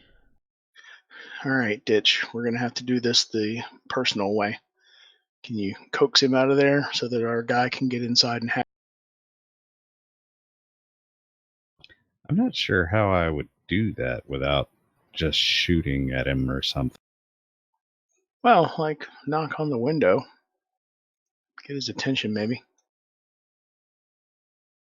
Oh, okay. You want me to knock on the window and then you stun him or whatever? Yeah, I'm nearby. I mean, I'm over at our vehicle, or Kesh's vehicle. Guess I'm good with that. We'll see how that goes. It's worth a try.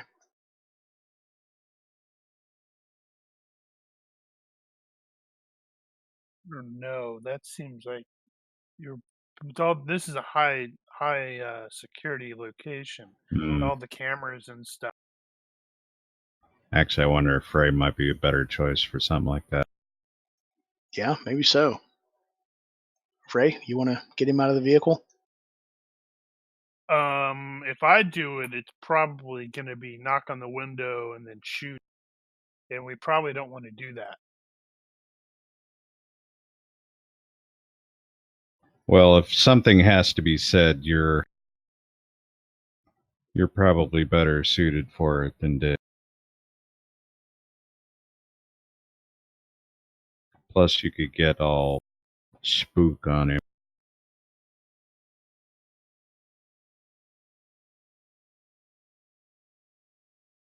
Wondering how to approach that.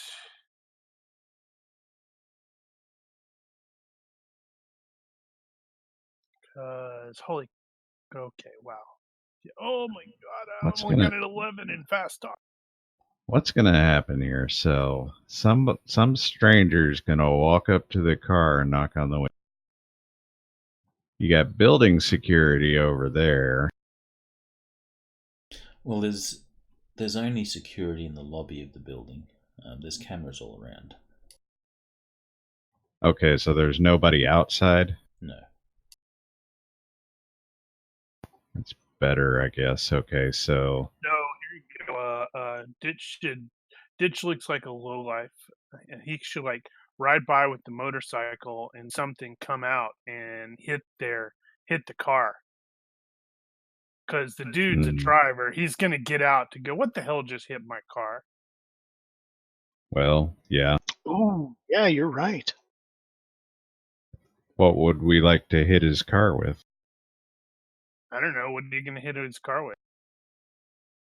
I think I'll just key it. So there's probably a brick rock nearby. Are you gonna key his car and then get into a chase with him? I think I may just key his car because he's And going to then want to look scream, and see "Down with how the bad man!" it is. All right, that's it. That's the plan. Moving forward. Rock solid. All right, so Ditch, you're going up to the vehicle, and you're just going Ditch to. is going to drive by the vehicle on the bike and key it on the. Not at full speed, obviously. Kick the mirror. Screaming, "Down with the man!" Bump the mirror, key the car, And just Okay, keep driving. As the guy gets out, what's the next step of our plan? That would be Bookworm stunning him. Of course, that's going to be on camera, though. All right, so you key the vehicle and keep driving. The guy looks up from his tread. He's obviously heard the sound of the keying, and he sees you driving off, and you can see there's like confusion in his face, like You should flip him off as you're going. He then steps out of the vehicle, goes over to the side that you keyed, and he sees this long streak along the paint. He rubs it a little bit, and then he sort of looks back down the street to where Ditch went, and he's gonna jump into the car and chase Ditch. Well, no, I'm gonna run up and say, "Holy shit! Did that guy just kick your mirror?" He keyed my dreckin' car. Dug it in real son good, of a too. bitch! I'm gonna reach out and put my hand on his shoulder consolingly. Does he resist or flinch away? All right, so what are you going to cast on him? If he'll let me touch him, I'm going to cast Mental Stun.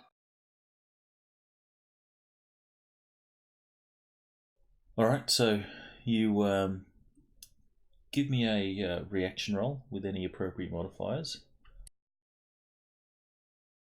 Hey, you over there, the troll. Why don't you come have a look inside and see if his stuff is. Okay, I am an extrovert. That doesn't give me any bonuses unless he is also an extrovert. So that's up to you. Is this an outgoing guy who is open to? No. Okay, so it's just gonna be a straight. He's a G-man. Good. All right, so he doesn't seem to be too alarmed by you getting close. So you are definitely within touching range. Resisted by will. And what is the duration of the stun? It is until he makes a successful will roll to recover from it. But I can cast it again. Like I can take a weight to cast it again when he comes out of it, and just hold on to him. Yeah, just maintain it. That's too bad. You need something like sleep. Well, it's not a maintain. It doesn't have a duration. It's an instant duration. It's just something that happens, and it stays that way until he comes out of it. But since I can take a weight to recast it,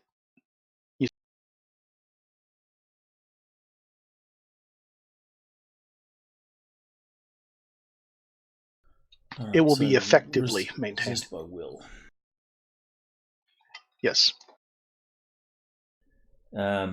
You cast the spell, and you can see he's just dazed, and he sort of starts stumbling a little bit. Obviously, your spell has taken effect. Now the will. All right, roll, on my comm, I say, Gustav, come on. Quick. The will roll, is that at the same?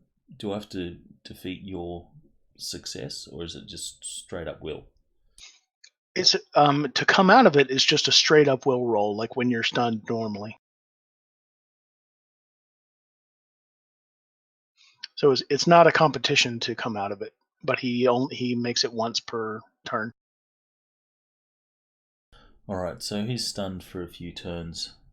Gustav, And I am, like I said, taking a wait to recast it when he comes out of it because I don't want him calling an alarm. And I'm only going to do that until either Kesh, Frey, or Ditch come up and restrain him in some way, because that'll be just as effective as a mental stun. All right, so Except it'll look bad on the video. Ditch is not there. He's standing by. Oh, no, he isn't. Yeah, he's got to Drove come by. back around. So Frey and Kesh, are you doing anything at this point then? Gustav rounds the corner and comes running towards the car.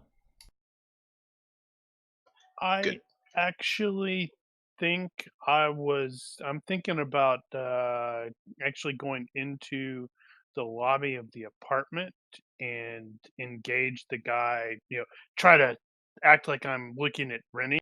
I'd like the paperwork sort of thing. In the hope, basically, to distract them so they don't happen to glance out there and see what the hell's going on. All right then. Well, we'll take care of you first because I assume that would be happening. Yeah, probably. And I don't expect it to be difficult or anything. He's just, I'm wearing a nice suit. I'm gonna walk in there, ask the dude if they have the, I don't know what the appropriate term would be for that. Potentially looking at renting. All right. Well, you step into the lobby, and the lobby takes up the whole ground floor of the building. There is a real leather sofa, love seat, and 2 chairs that are arranged around a coffee table at the entry. There's 2 teak tables in the corners of a seating area with a crystal lamp on them. There's a coffee table in the corner, in the right corner, and you can see a Doberman drone. This is basically a robot attack dog drone. I imagine you've seen the dog things from, was it Boston Dynamics? Oh, I was thinking Kingsman 2. I haven't seen that, but it was kind of bad anyway. So at a moment's notice, it could be activated. So it's in its sort of shut down state at the moment. Right. There is a security desk with 2 guards at the desk. Right. So I will just walk directly toward them. When you approach, Kai looks up to you and acknowledges you and says, "Who are you visiting today?" No one, actually. I am looking at renting an apartment here. I was wondering if you could direct me to the appropriate part. You slide him a gold coin. Krugand. He looks at his partner, a little confused, and says, "I'm not exactly sure who it is you'd speak to about renting a place, but I know that we're at full occupancy here. We have no vacant apartments." Well, that figures.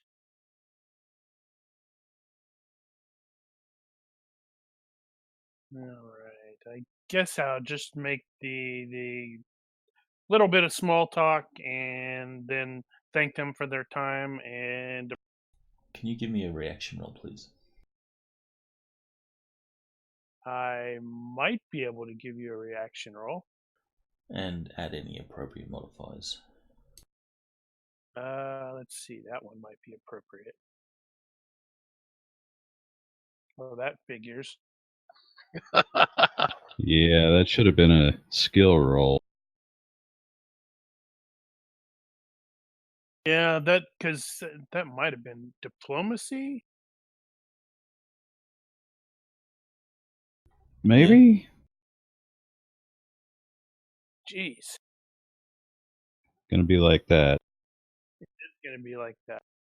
He says, "So I'm sorry, sir. I can't really help you. Help you with that." All right. Well, give me thank. an IQ plus majory roll, please.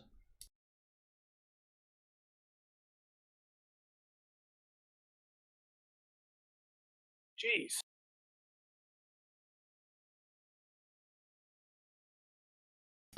Dice are not helping you at all. No, they're not. Bet you wish that you didn't have aspected luck. Eh, You probably couldn't use it right now. it's fine. Well, like I said, I will thank the guy politely, and I'm mostly just trying to cause just enough of a distraction that they're more focused on me than Give me anything a weird. perception roll, please. You go take a piss in the corner. Perception. You could substitute observation as well, if that's They're better. the same.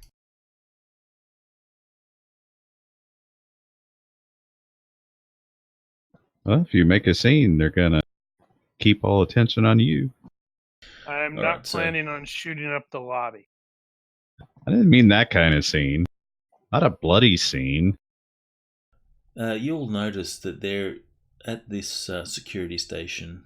You can just see some of the camera setups, and there is clearly cameras that are observing the location of the street where the night sky is currently located. It is about this time that you see on that camera Ditch sort of rides past the night sky, and the driver gets out and books sort of as waltzed on over. So this is clearly visible on the security screen. At this point, the guards have not noticed. Their attention is toward you. Right. Okay. So as I'm leaving, once I'm out of visual of theirs, I'm gonna have to say, across the comm, relate. Cameras have eyes on the vehicle. Duh.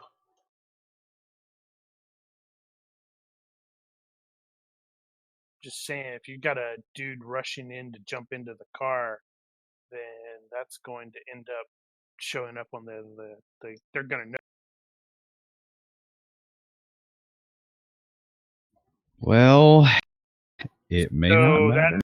So that means you're going to need to ensure you grab something from inside, like wallets or something that looks like it's hey, this is just a straight up. This place have a side door. If we're successful, the congressman will want everything swept under the rug. So that's loser talk. Don't worry about it.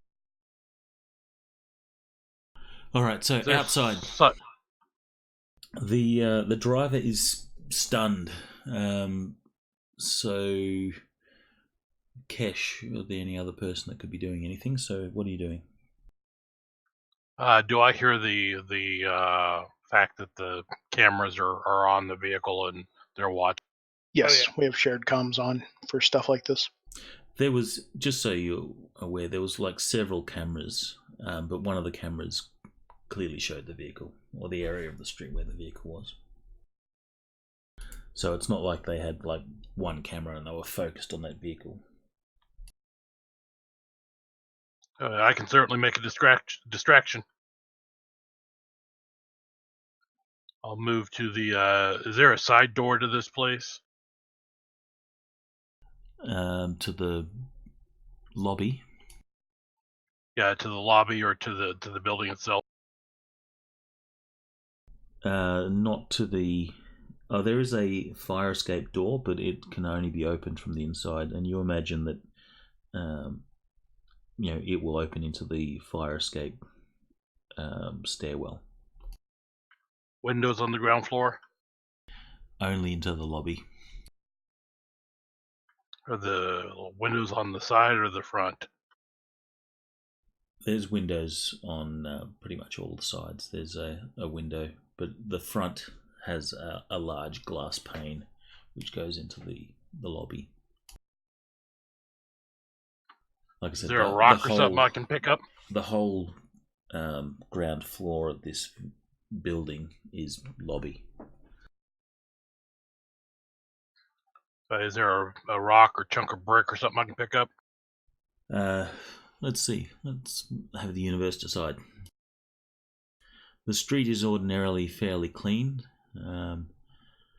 but let's see.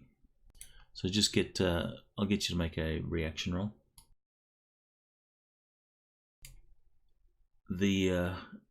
This area of the city is well maintained. There is unfortunately no rocks or anything like that. Planter for flowers? Yes, there's some plants. There's a large concrete pot for plants. I will pick that bad boy up and I will huck it at a window on the side of the lobby. All right, give me a strength roll.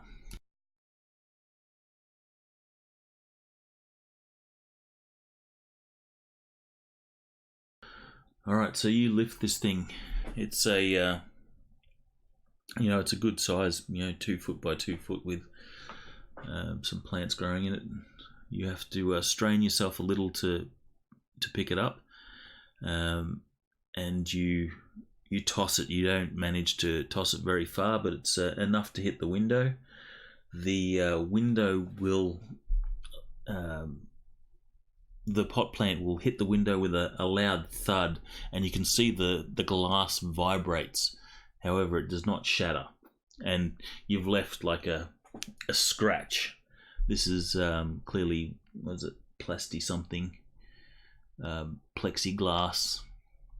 So it hasn't shattered or broken, but it's made a loud bang, and you've clearly marked it. You'll see one of the security guys look up and will notice this, and one of them has got up from his station and he's running to the main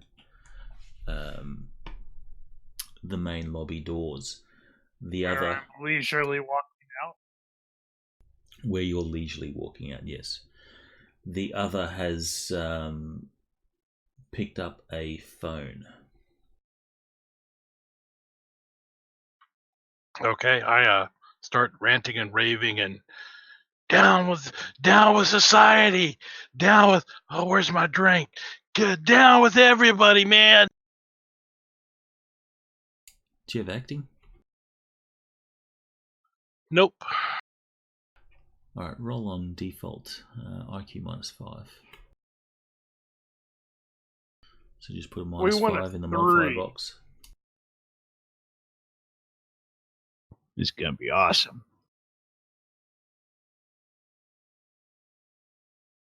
Woohoo, such a bad actor. No Oscar for you.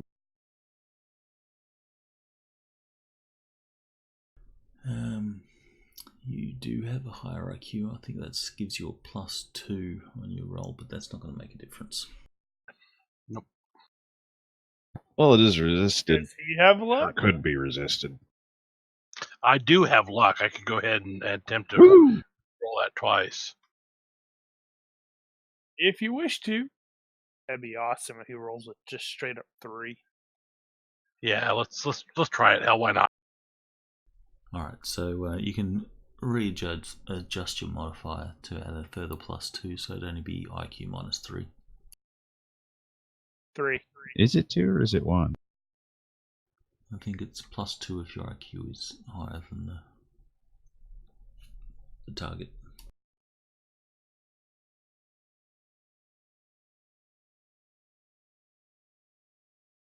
Alright, so make those 2 extra rolls. No, it's +1 for every point of IQ you have over. So if you have 4 points higher than theirs, then you are at +4. All right, and one more roll.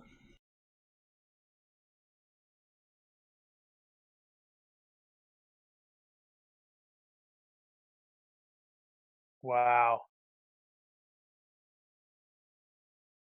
So you should take either the 8 or the 8.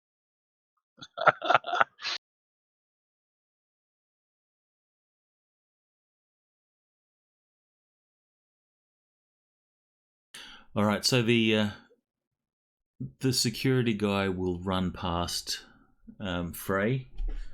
Frey, are you going to intervene or anything? Not really, no. I'm just going to be in the way very briefly, long enough to slow him down, because it's like, hey, I was just walking out the window, out the door, and he said somebody threw something, and then this guy almost tackled me. What the hell's going on? All right, so based on the reaction that you had before, the guy doesn't hesitate in sort of pushing you out of the way. He just sort of shoves you aside, runs outside. You see he grabs off his belt a one of those collapsible or telescopic battens. He flicks it out, and he starts to sort of head towards Kesh, and he says, Knight Errant have been called. You best get your drunk ass out of here. Otherwise there's going to be trouble. I will hold up my hands. Hey man, no skin, brother, no skin. I'll move on. It's okay. And I'll kind of stumble off. Pity you can't throw up on command. Oh, that would rock.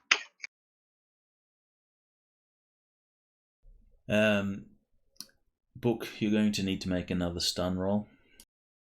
Or cast another stun spell. Heard.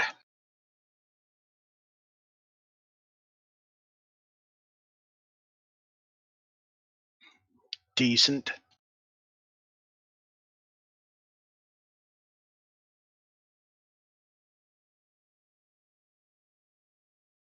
All right, so as soon as you see him start to recover, you're there waiting, and you touch him again.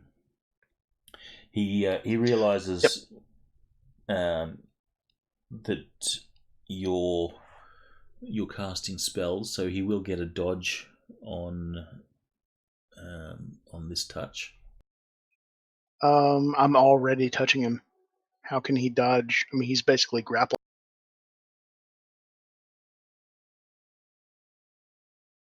All right, so you're going to be holding him.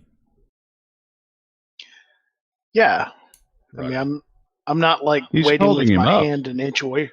Yeah, I'm not waiting with my hand an inch away from him to like reach for him and cast it. I'm already holding on to him, taking a weight for him to, for his eyes to flick open and not be mentally stunned anymore. And I'm just gonna whack, zap him again. Yeah, he's all loopy. He's helping him stand up. So he succeeds his will by 4. You succeed by 5. He remains stunned.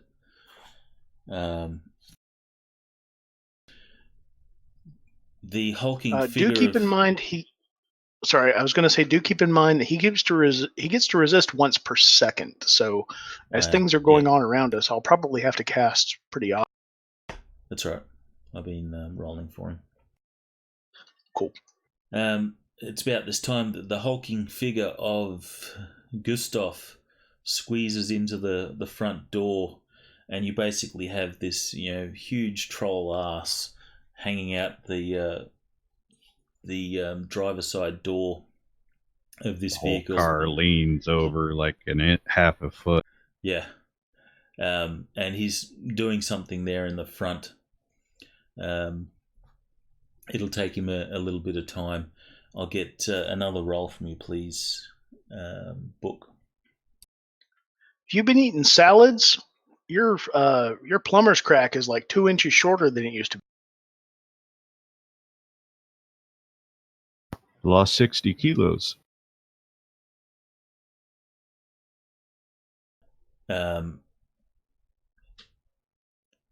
Whoa. That would be a fail by 12. So Wow. this stun has sort of dropped him to the ground. He loses his balance and he falls forward on all fours and then just sort of rolls across to his side, and you can see that he's just completely dazed. Ben? Dagobah? Should have taken sleep. Be more useful for this kind of situation. Yeah, no. Note to self.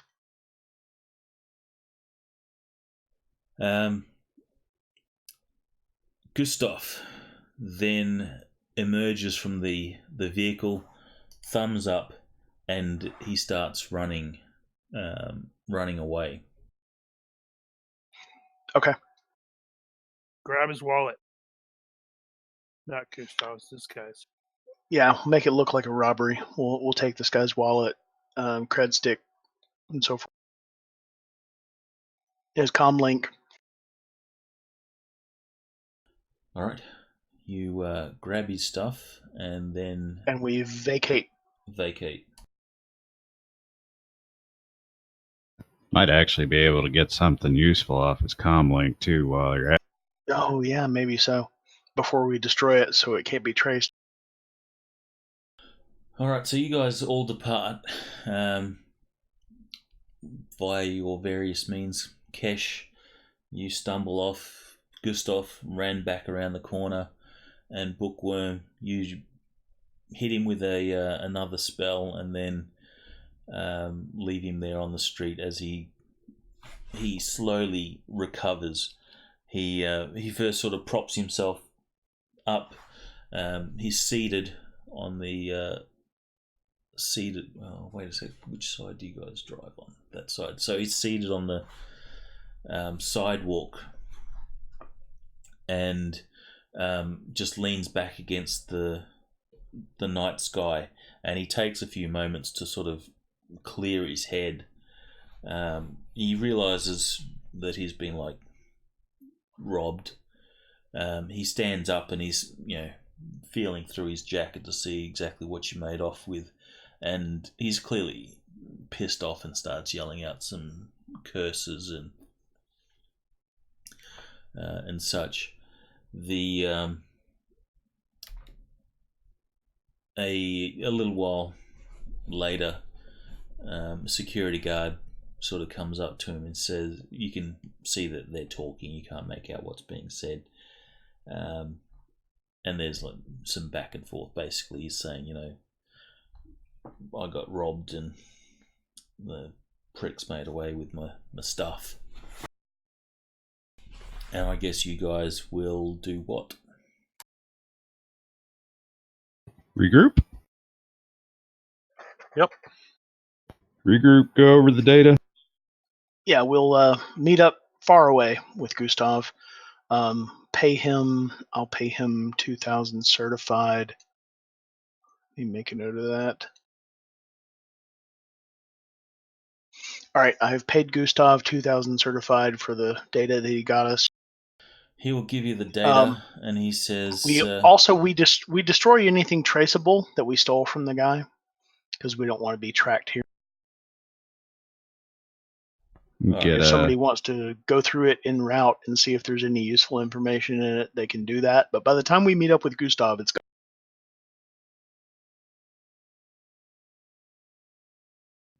Okay, so this is... his ID indicates that he is John Altenberg, which you already knew. His cred stick is his personal cred stick, so there's no way you can get the money off it. Yeah, just destroy it then. He'll get a new one. You grabbed his comm, so... Maybe just give the cred stick as well to Gustav. Maybe he can find some use. No, it's the guy's personal cred stick. You'd have to have his same SIN. That's not possible. I'm certain it's possible. It's just really hard. Yeah. Yeah, it's really, really hard to hack a cred stick. If it's not certified, it's junk. And his comlink, you have that as well, but it is currently in its locked state. You would have to hack it to get access to it. I'd rather not carry it with us because it can be traced. So if it has to be hacked by Gustav and we don't want to take it to where Gustav is, I say we just destroy it on the. Yeah, absolutely.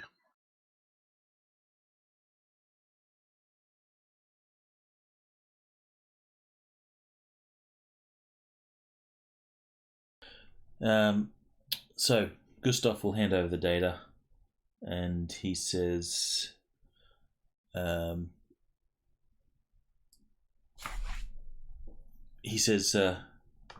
me your comlink." Okay. He will, plug in this device into your comlink, and you'll see that there's a program loaded onto it. He says, "Don't worry, it's harmless." And he hands you your comlink back, and he says, "While I was in there, I managed to, install a little program into his GPS. So if you need to track this vehicle." Oh man, I was totally going to mention that, but I think I was AFK when we discussed that sort of. So if you need to track this vehicle, you can do it via this. Oh, good thinking. Says, Thanks. No charge on that one. That one's a freebie. I appreciate that. I'll make it up to you. I'm sure you will. If there's nothing else, then the night's fading, and I got things to do. Have a good night. Thanks for your help. Alright, so he will jump on his Harley Scorpion. Oh man, I was totally right thinking off. you missed it. You totally should have had him use a scooter, because that would be hysterical. It jumps on the scooter and it just sort of bottoms out and drags along the streets as he rides off. Night's still young, bitches. Everybody's like, what the? Why doesn't he get a real motorcycle? All right, so you have the information. Do we have the address? Yeah, we'll pull up this Auburn address and head that way, I think.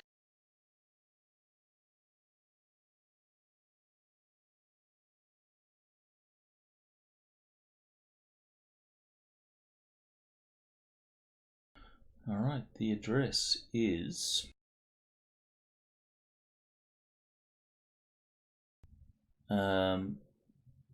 the night sky seems to stop at an apartment on 125 North A Street.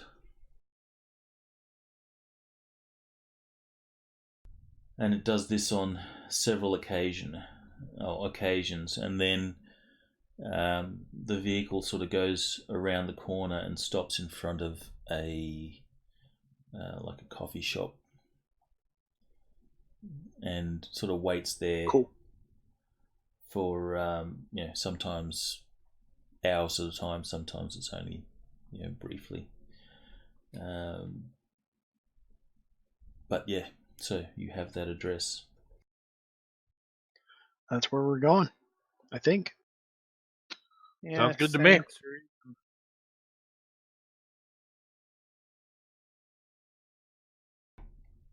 Let's have a universe roll from Frey. Okay. Don't fuck us, Frey.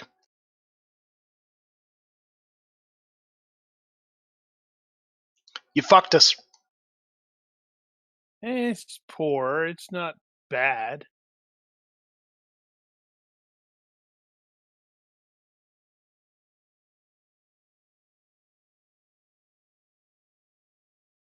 You don't have a name for this person, do you? It's not in The mistress? No, we don't have her name.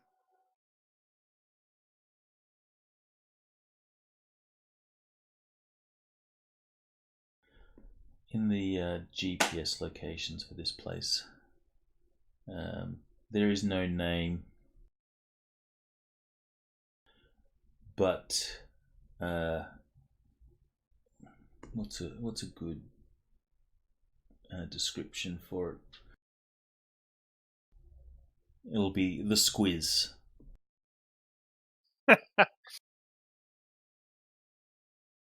So stored at that GPS location is the name, the Squiz.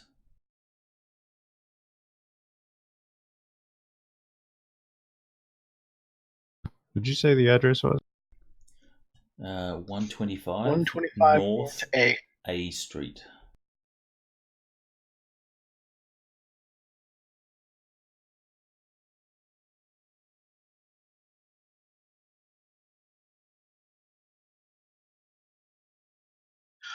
Auburn District.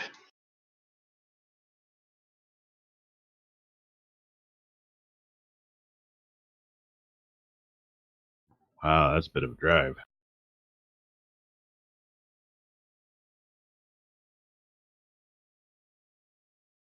And in 2019 is an industrial area. And I think in Shadowrun it's a bedroom community, Sararman type middle class place.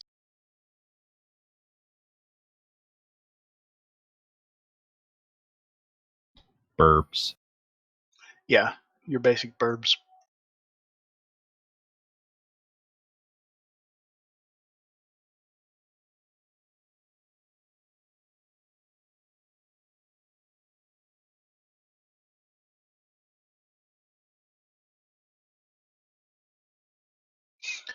Puyallup and Renton are the barons, so it's sandwiched between the barons. So maybe lower burbs.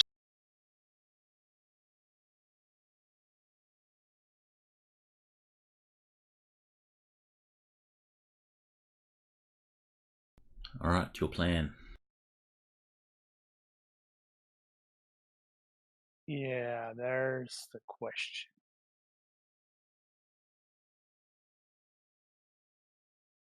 You guys should use your contacts a little bit more. That's not actually in Auburn. Yeah, that'd be great if I could actually make my roll. But we've seen what I clearly have the bad dice tonight.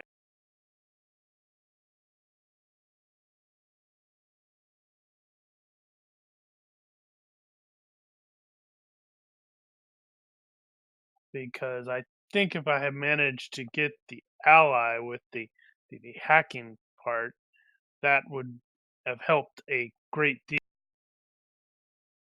We could have gotten a lot of this information just from hacking.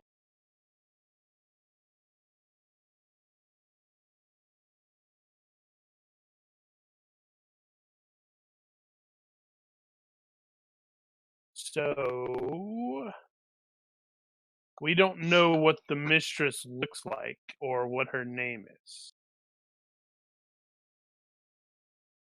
Well, we know where the car parks itself, so. It's an apartment place, right? It is an How many apartment, apartments are in 125 North A Street? Is it like a duplex where there's only two, or is it a multi-floor apartment building, or? It is a multi-floor.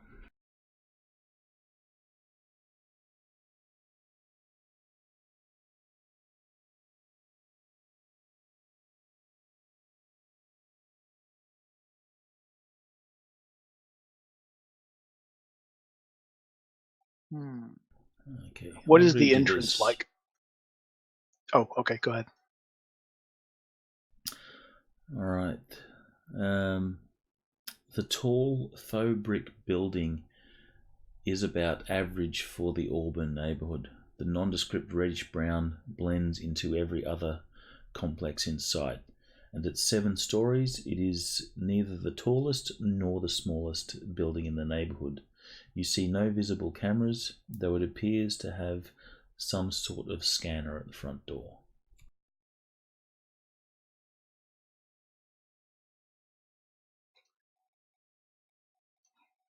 Hudson, run a bypass.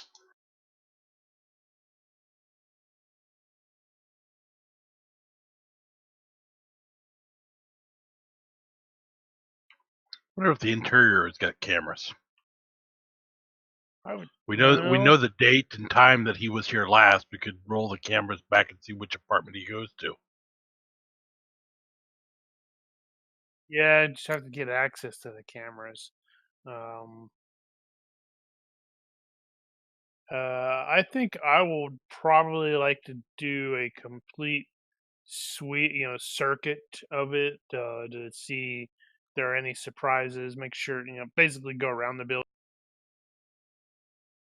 look for alternate entrances, anything weird. Oh, look, there's body parts hanging out of this dumpster. That sort of thing. All right. The building appears to have aged fairly well, and even in the alley at the back of the building, it is fairly free of graffiti. The back door into the lobby has a camera and keypad that doesn't appear to see much use. The fire escape ladders are 4 feet off the ground and look like they have an activation alarm that, if deployed, will alert authorities. Wow, the adventure anticipated me going around the building. It sometimes gets it right. But not all plans survive contact with the PCs.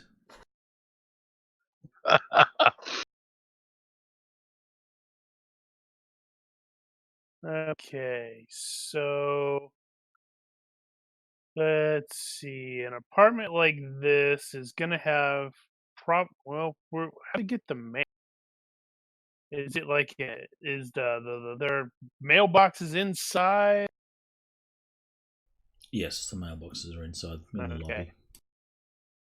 Yeah, At the I suspect entrance. that was going to be the case. And that means it's going to be, because I was going to say otherwise we could like at least glance at them and see what the names were. Look for. Is it the kind of building where you have to be buzzed in by pressing a button for the apartment you want to go to, or are you expected to have a key to get in? It is the type of building that you're expected to buzz in. Okay, so you don't have to have a key. You can get buzzed in. Correct. Of You're course, totally if you have going a to do key, the thing, aren't you? well, press them all. Yeah. You go, hey, I left my key in my room. Can you buzz me in? No, I've seen Big Bang Theory, how they're trying to work out how to get in to the apartment. And I have not, but I have an idea. Girl guides just come along and they just press every button, and then someone buzzes them in. Oh, hilarious. So when I see that it has a button panel for comms, I'm just going to say, all right, let's go. Let's get in here and see what we can find out. Okay. Everybody coming? Yeah, I was going to say, do we want to all go in or I full think security? I may be driving around the building at this point, just so just letting you know what I'm seeing from behind. So I'll come. Oh, okay. 3 of us then? Yep, works for me. Yeah. All right, I'm going to walk up and take a look at the names. I'm looking to see if any of them jump out at me as being super mistressy, like Candy. Bambi, Randy. But if none do, I'm just going to mash a button at random. Sandy. Let's see. Make a universe roll. Andy. Okay. There might be one that says, mistress of Yeah, Congressman. mistress.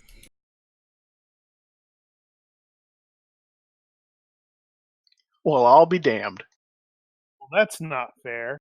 This one's named Other Woman. Side piece. There is no name that obviously stands out to you, but I am going to throw you a bone.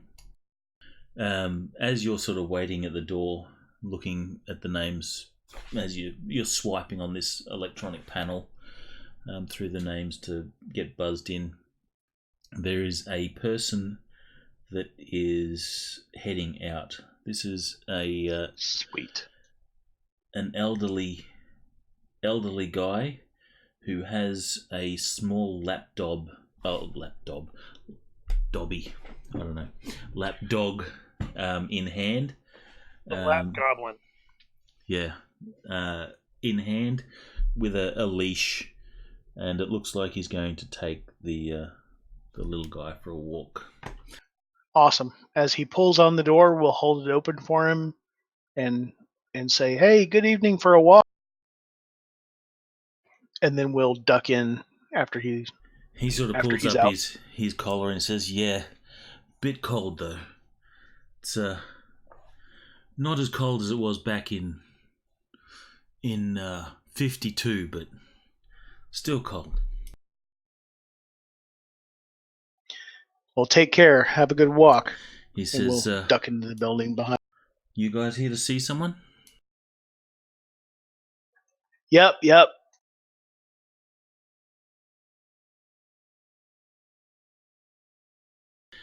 He sort of waits for a minute, expecting a name, but you're not forthcoming, and there's like that awkward pause, and he says, "Well, good evening to you, gentlemen." And he puts the dog down, and then Dude, starts that walking. thing had plenty of life left. Cool. And we're in. So now we just got to figure out. And he drags the now dead dog along the street with the leash. Oh my God! Well, he put it down. I cast resurrection on the dog. The dog is up, and he says, "I just put him down." He goes. Dog He looks takes at it. you. Cut it out, man.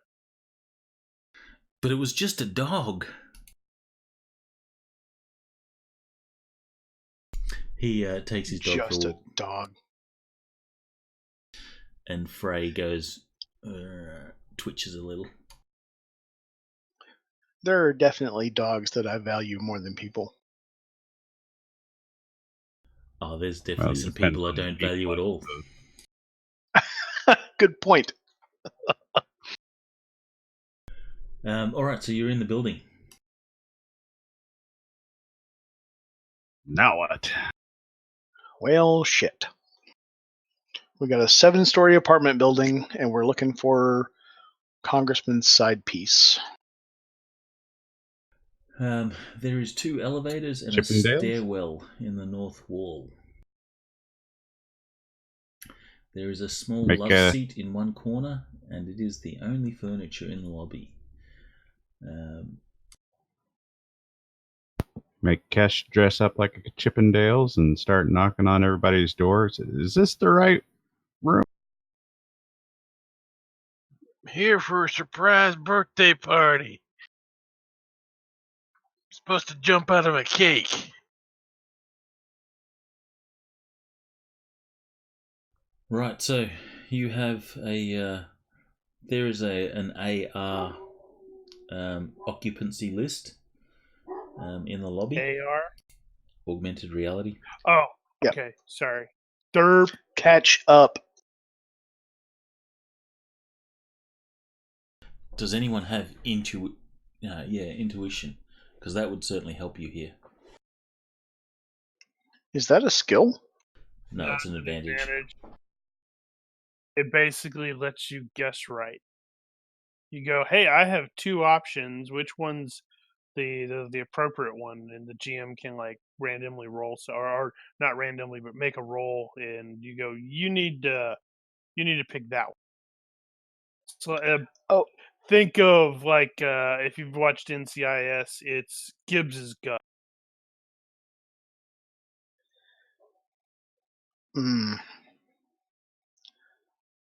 I don't have that, but that does remind me. Since I was a passenger in Kesh's car, was I able to rest on the ride and recover fatigue? Yes, Okay, I'm back to full then. I imagine. Oh, how Well- much fatigue did you lose? 3, and I recover at Yeah. 5 minutes apiece because of the skill or the spell Yeah, it's an easy recovery.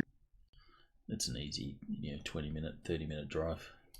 Yeah. So what you plenty need of to time. do is Book needs to encounter the little old lady that is the inveterate gossip who will tell you everything about everybody in this.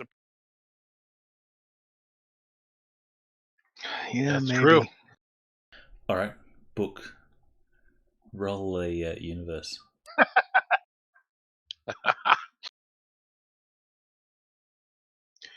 Universe reaction roll, you said? Yeah.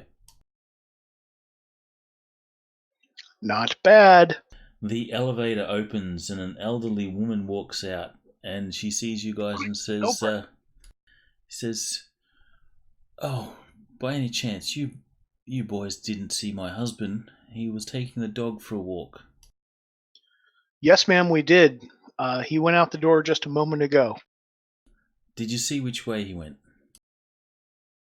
I'll tell her where I saw him go.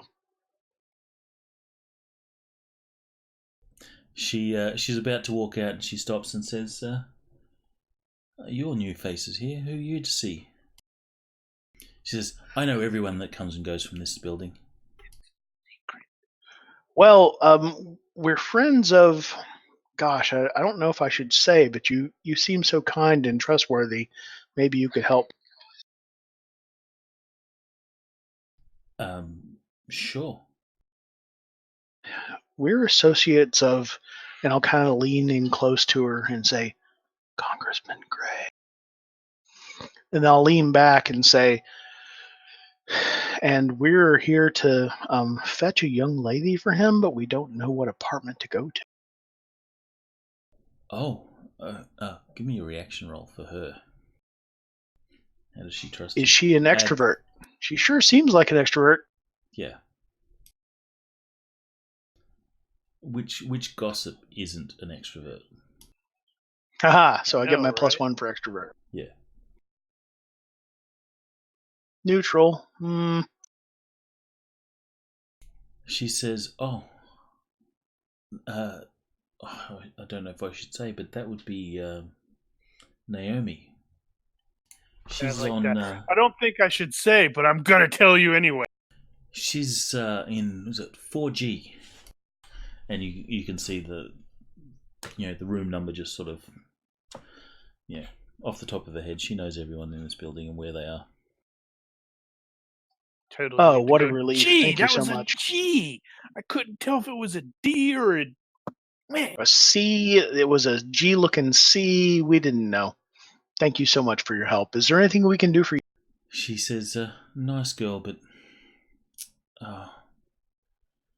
she gets mixed up with some of the worst people." It's a shame about her last 4 boyfriends. They all died. You say you ask her, "Is there anything we can do for her?" You Well, put yes, that there is dog that. down. There is that guy in 2F that I really dislike. If you could just get rid of him. And also take out my trash. She says she seems to have a lot of trouble with the police. They often visit her. But I best be going. I've got to catch up with my husband. Have a good night, ma'am. Thank you for your help. Make sure to open the door for her. You as she gets to the It's door. an you elevator, rush. dude. It's automatic. No, the outside No, the door. the outside door. Are you going to ride back down with her? No, she was. No, you're I'm in not the there. lobby. I was just saying, yeah, you're in the Oh, lobby. okay, yeah. I thought we had ridden up in the elevator and met her coming, like getting in it. So my mistake. Yeah, we'll get the door for her, obviously. So you rush over to the door and open it for her, and she says, "Such good boys." Right. You remind me of my dead grandson. Oh, man. I'm sorry, ma'am. How did he die? Oh, he was disrespectful, so I had to put him in the ground.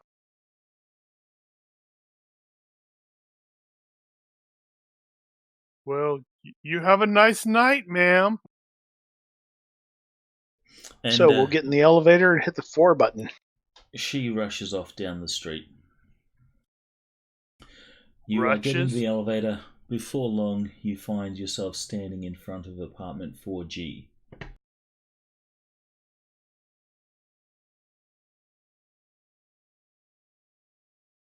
I guess we should knock. You want me to cover the exit? Good plan.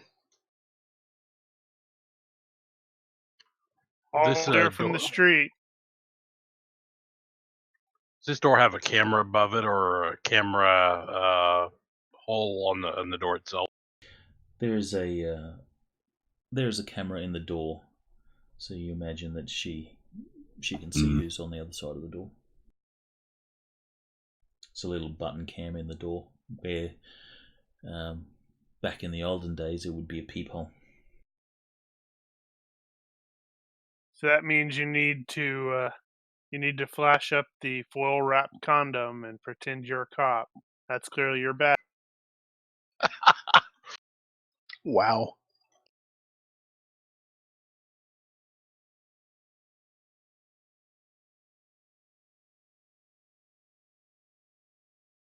So what is the plan once you're in there? Are you just gonna rough her up, intimidate her? How are you planning on proceeding?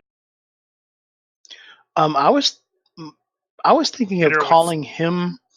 I was thinking of calling him from this apartment, whether she is here or not, and giving him our Right. demands, because obviously we know what he doesn't want known.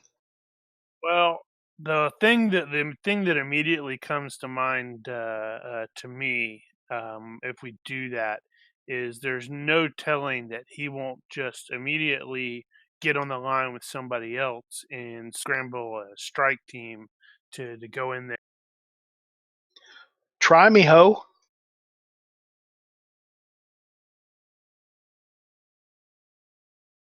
So I think what would probably work better is if you could get access to basically like her phone and give the equivalent, however that's going to work, and sort of send a saucy text message. Just do the whole "Hey, I'm bored, I'm lonely, come see me," without saying anything, so he can rush here and enter the apartment expecting happy good times, and then somebody tases him. It's not happy and it's not good. Okay, You can kind of I can see that. take a look at her text message history to see if she's actually been texting with him. Maybe Yeah. kind of mimic Good that call. style of text. Totally Well- copy one of them. That's a lot more hands-on than I had imagined, but it also might be more realistic. Yeah, because just the thing that I'm thinking is, like, if this guy already has security and we've seen the place he lives, there's nothing saying he couldn't just call in something and have a knight errant or hell, a private strike team of some sort show up, and then we're gonna have to mop up all the blood, and that doesn't accomplish our objectives. All right, so are we going to try to contact him from here and get him to do what we want, or are we going to try to coax him to come here and then get him to directly do what we want? I think I'd go with the latter myself. Coax him to show Okay. up here, and then go, dude, you're gonna do this, or bad things are gonna happen to her and your reputation. Like I said. All right, so that's one for lure him here. What do you other guys think? Lure him here is probably good. That gets him out of his comfort zone and probably more likely to capitulate. Kesh? Yep, I agree. Yep, absolutely. All right, cool. All right, let's do that. Now, once we get in there, if she's here, we can just have her make the call.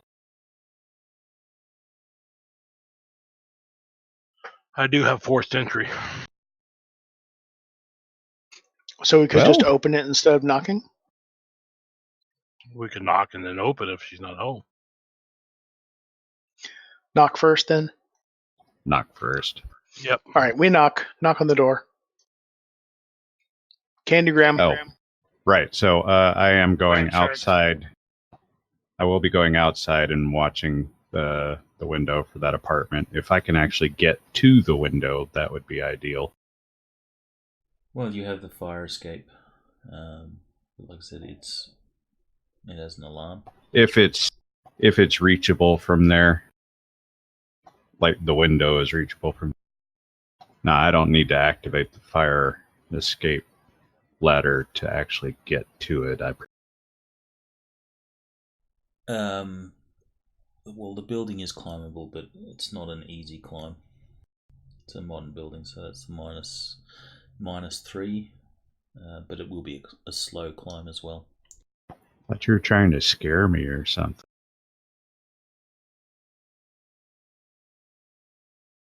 Yeah, I forgot. Ditch is quite at home on the side of the building.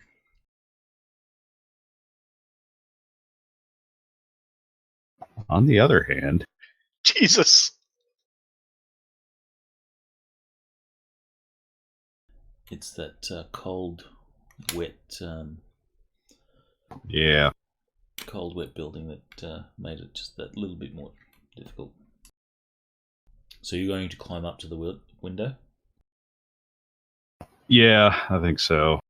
I assume you're going to try and do this unnoticed? I will try to do it quietly. Okay, give me a stealth roll.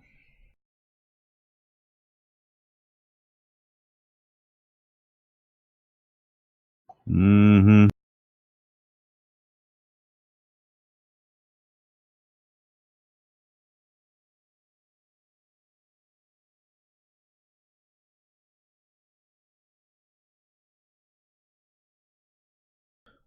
Alright, so you will spend some time getting up to the balcony of her room. I'll get either, if you have like architecture or something like that, you're welcome to make a roll. Otherwise, just roll IQ to see how well you guess her room.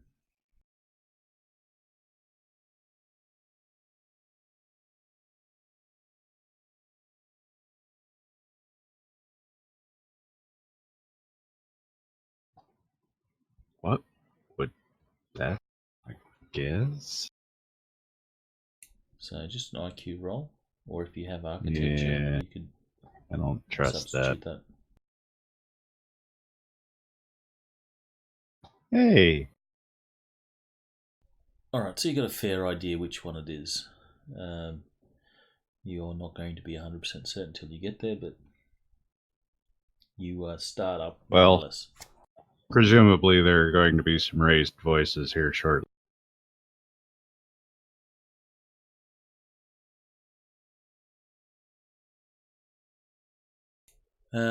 You knock on the door. Are you waiting for Ditch to get to the window before doing this, or you're going to, go ahead of it? Probably No, we're assume gonna I'm give already him time. there. Yeah, we're giving him time to get in place. Alright, Ditch, give me a perception roll, please. What kind of role is this? You could use perception or observation. Vision based. Right, let's go with...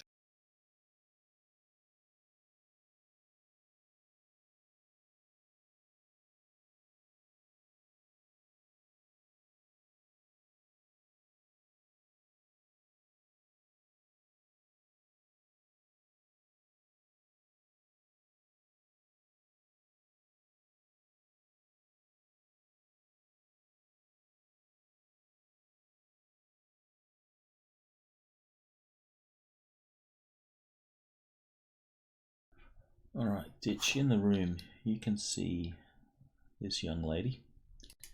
She's an elf. She's quite attractive, and she seems to be, dressed up for some occasion.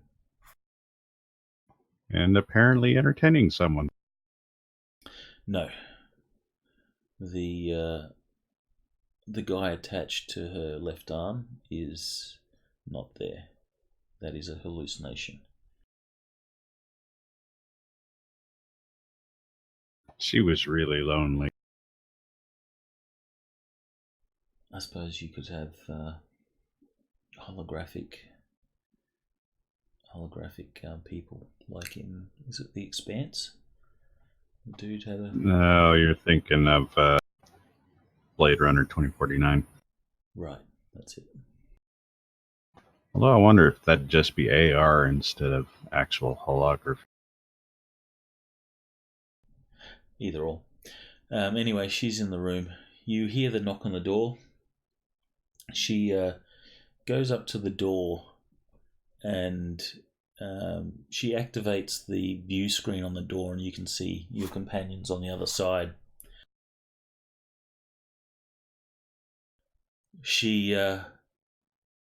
You can see that she, if you have body language, you're welcome to make a roll on this. Nope. Otherwise, you can see that she pauses for a moment. She goes to a dresser, opens it, lifts a few articles of clothing, and produces a handgun. You do, however, notice in the location where she pulls the handgun from, there is clearly a police badge. Gun. Also badge. Heard. Got it. She goes back to the door, shouting out, "Just a moment." She gets to the door. She doesn't grab the badge, by the way. She just grabbed the gun. You just saw the badge was there with the gun. Mm-hmm. She gets to the door and she opens it, just a slit. You guys will see this woman open the door. There is clearly the chain lock, so the door doesn't open fully, and she looks out and says, "What is it you want?"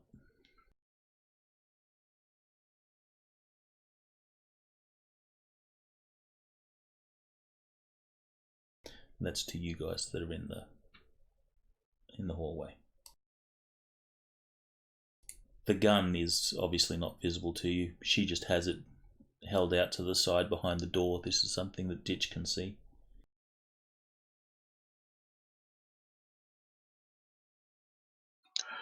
I'm sorry for the intrusion, ma'am.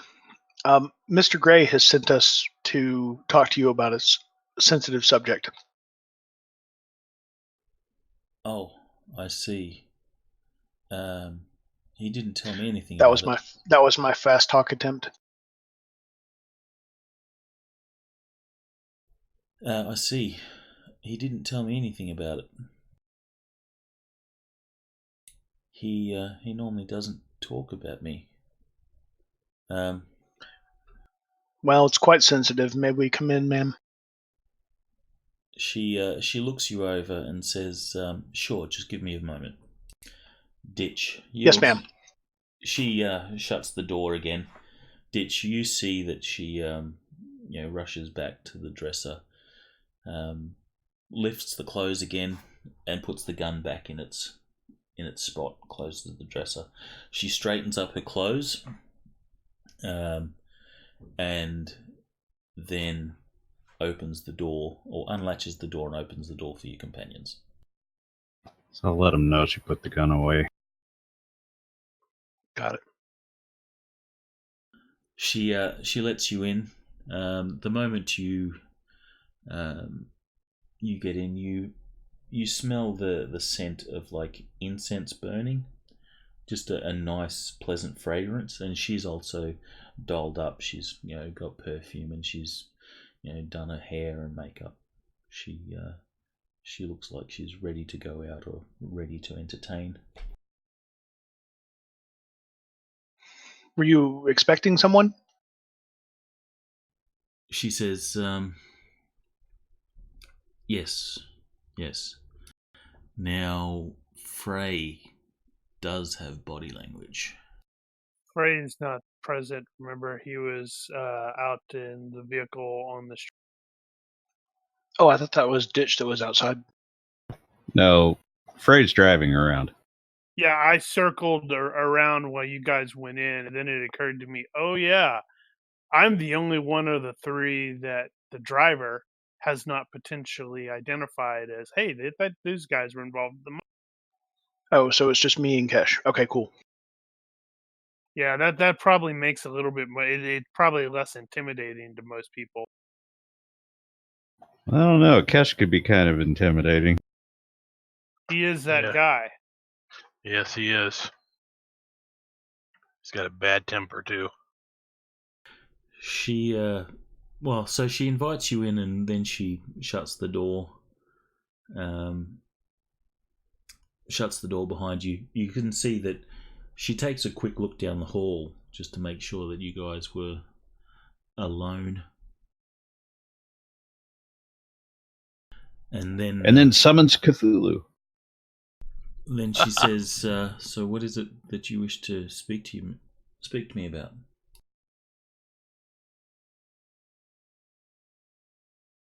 Well, I'm not sure if you know about this rally tomorrow.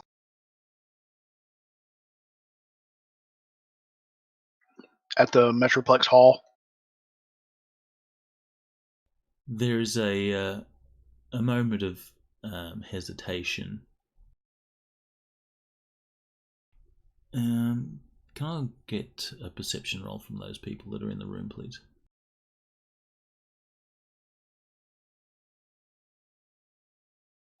God, tried to fail.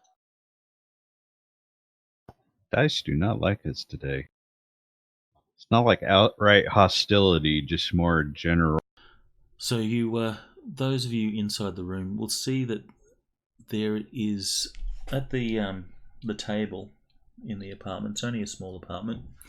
At the table, there is some plates set out for 2 people, and you do notice there's Outstanding.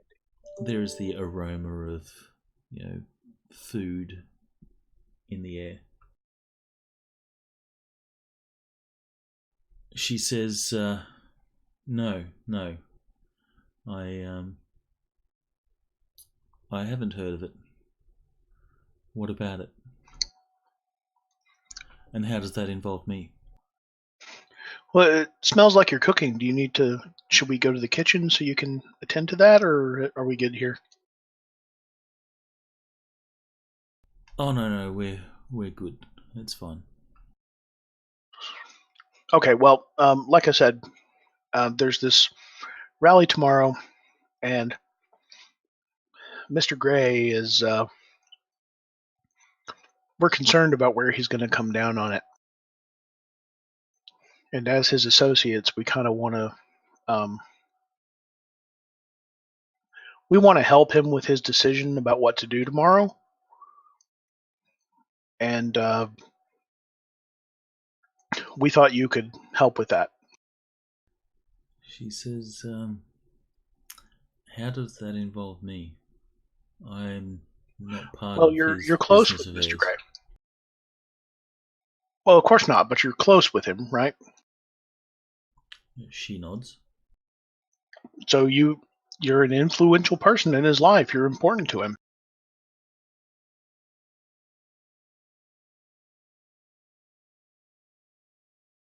You can help bring perspective to his decision making.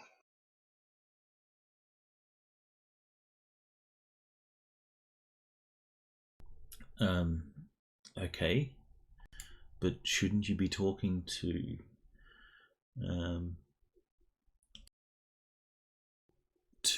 James about that? Absolutely. You're quite right. That's exactly the next step. So we're going to give him a call. You and me, okay? Okay. You can tell that she seems a little suspicious. And she should be. I'm fucking snowing her. And she moves over to the dresser and just sort of leans up against the dresser. Now, Ditch will know that this is the dresser that she pulled the pistol from. Right. But she and just from context, I'll pick up on that too, where he said gun, no gun. I'll know that since I'm feeding her a line of bull and she's not stupid, she might want to get in between me and her gun. I understand that. I'm not threatened by it. I understand what Ditch she's dealing with. Ditch will mention the gun again as she's going for that dress. So she just leans up against the dresser and sort of crosses her arms there, quite casual. So we'll call him now, yeah? Sure. You have his number? Do we have his number? Off board.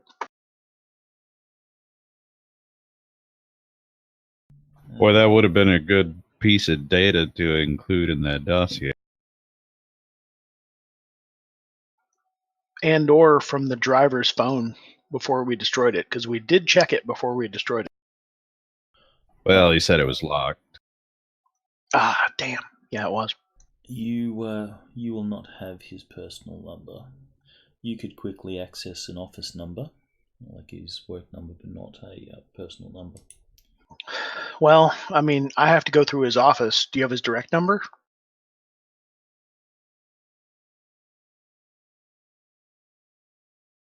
That'd certainly be faster. She says, and fast talk again.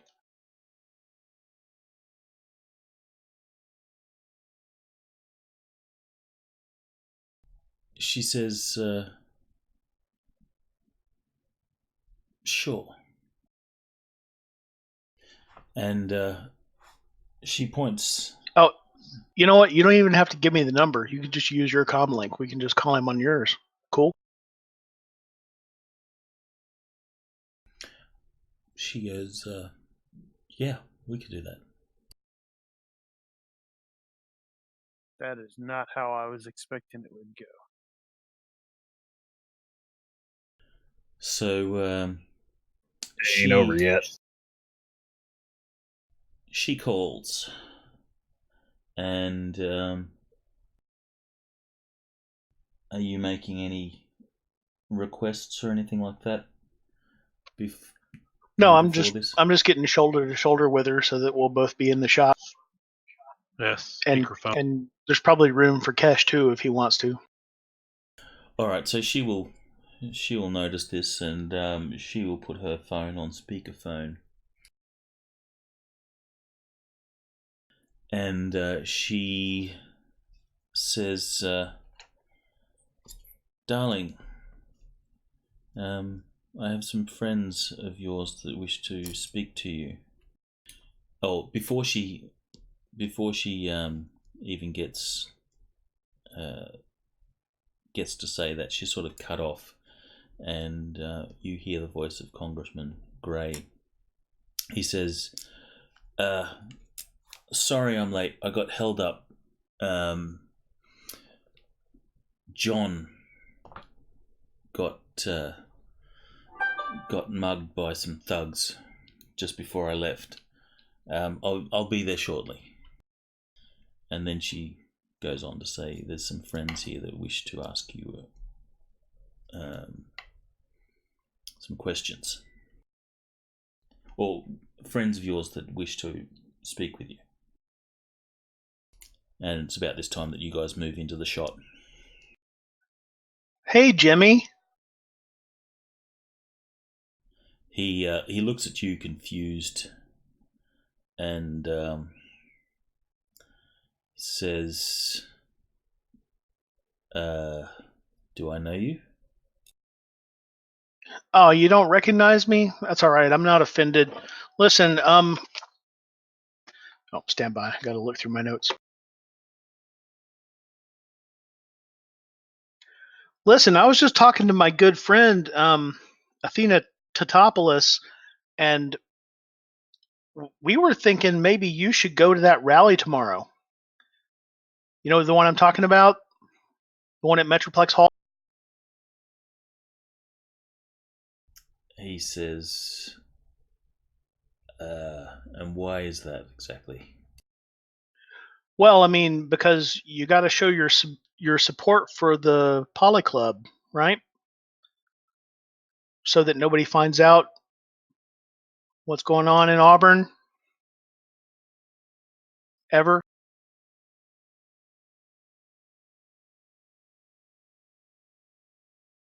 He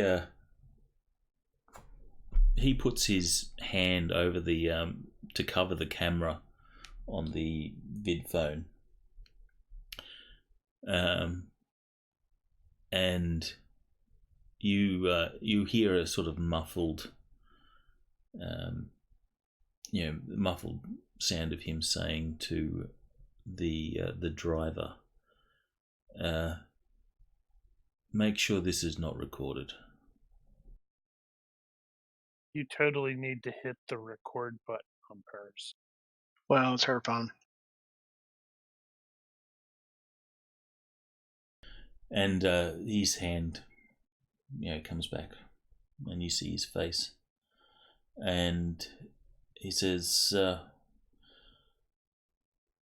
"Why exactly would I do that? That seems like a politically dangerous thing to do." It is. This is one of those damned if you do and damned if you don't kind of scenarios. The problem is, in this particular case, you're a little bit more damned if you don't. And why is that? If you take my meaning. Well, I mean, you recognize this kitchen I'm standing in, right? Or sorry, this you recognize this living room I'm standing in, right? So you see, we want to limit the number of people. You see that he loses his cool a little bit, and he says, "Are you trying to blackmail me, you little rat punk?" Yes, now we're on the same page. Thank you. I want you to go to the rally tomorrow and stand with the Polyclub. You don't have to raise your fist. You don't have to do their cheers, but you do have to be present on their lines for 10 minutes.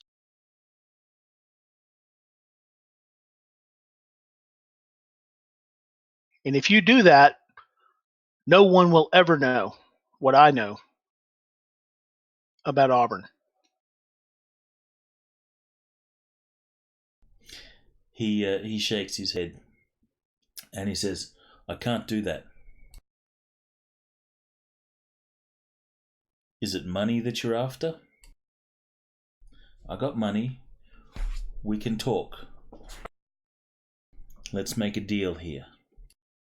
You don't need to involve Naomi." I'll turn to my comlink and go, he wants to make a deal. He's talking money.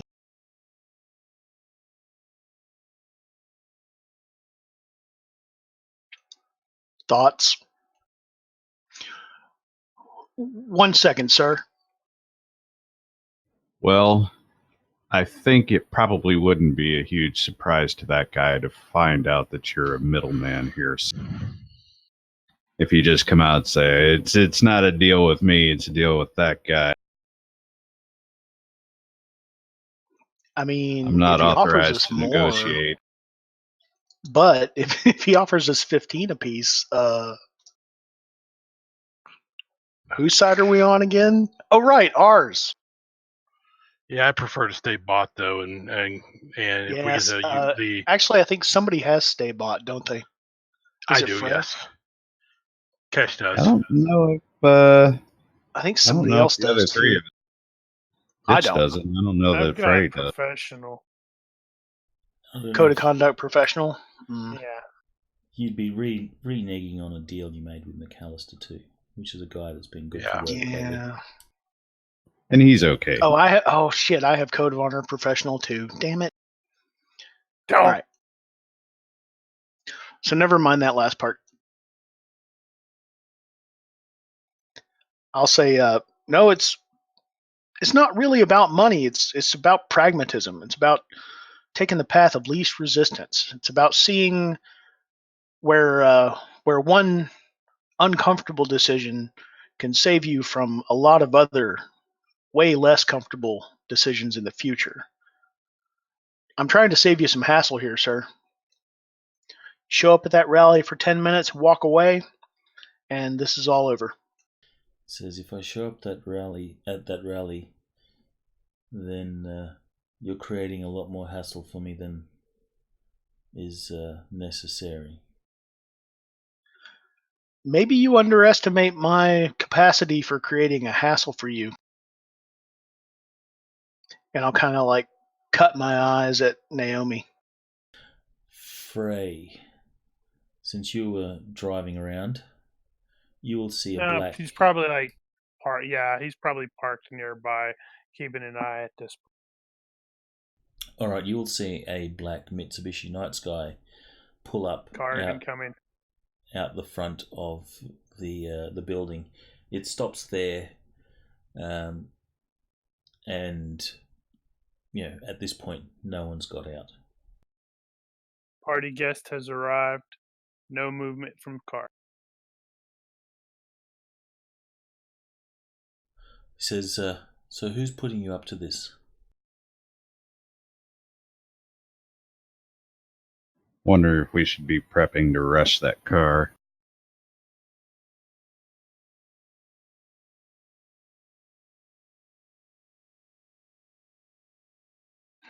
Who's putting me up to this? I mean, I don't know. You ever made any enemies?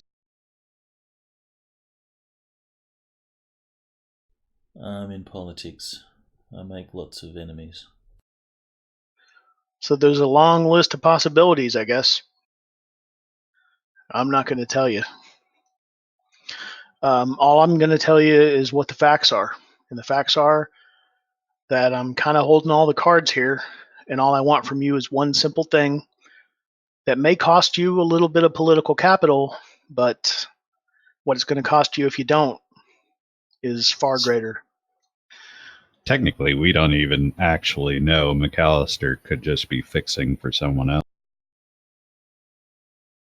And I think that would be technically intimidation, not fast talk like I was using on her.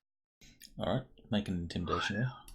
Do I get any of the bonuses associated with intimidation, such as being in a position to follow through with threats?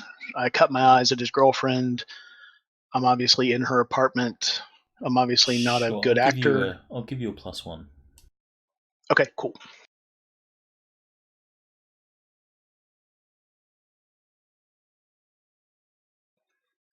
By 5, I'll take it.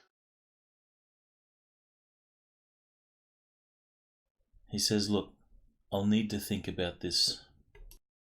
This is not a decision I can make off the cuff. Should tell him to come on up. Give me a moment. Why don't you come on up? Taking Ditch's words into my other ear at face value. He says, it'll take me some time to get there. But sure, if you want to talk, we'll talk. We'll talk face to face. He's parked right outside. I think that'd be best.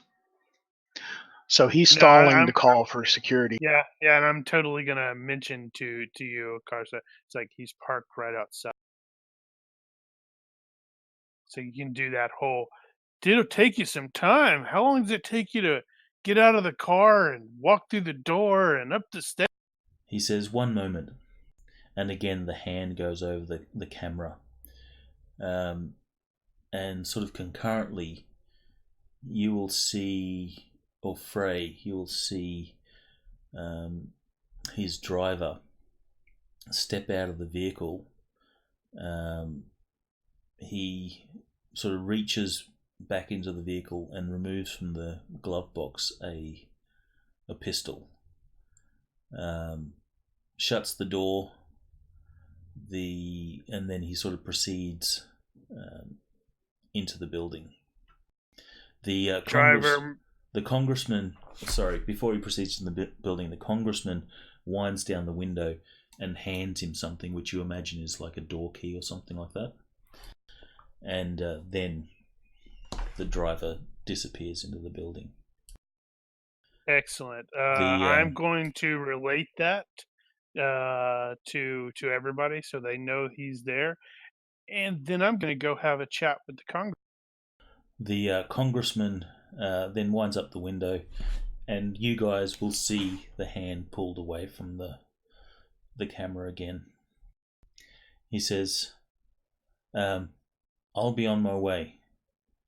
Is there a number I can call you on when I get there?" This number's fine. And referring to her phone. And what's your name? You can call me Book. Okay, Book. It'll be about 20 minutes. Got to take the stairs, huh?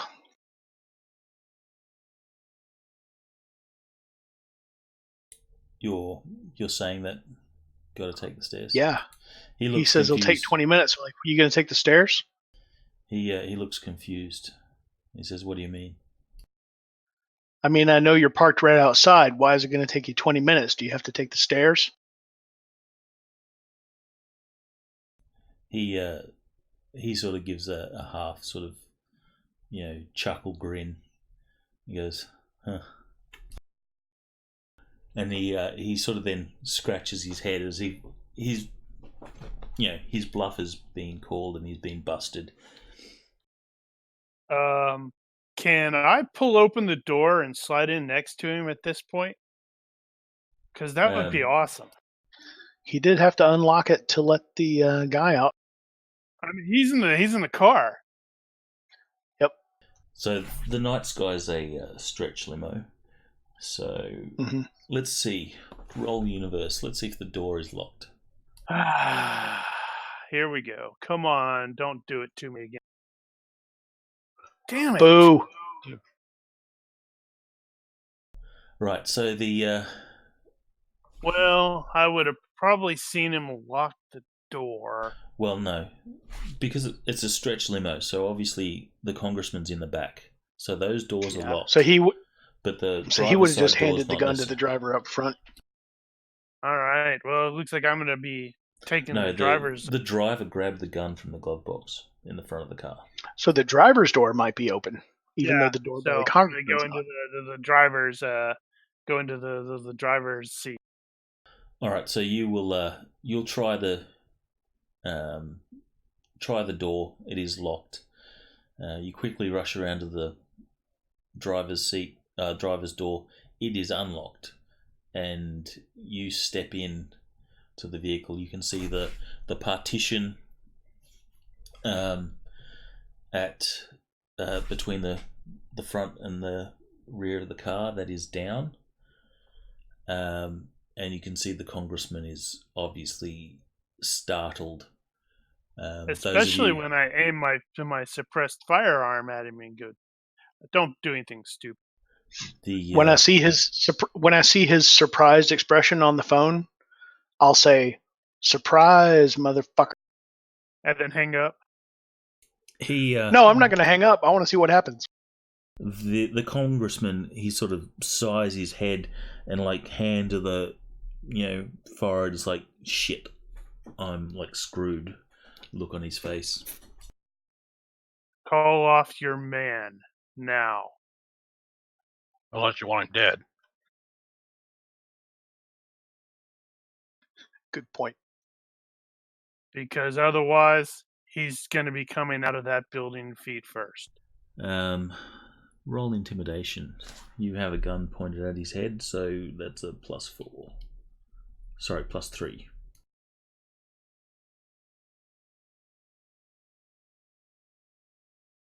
Really?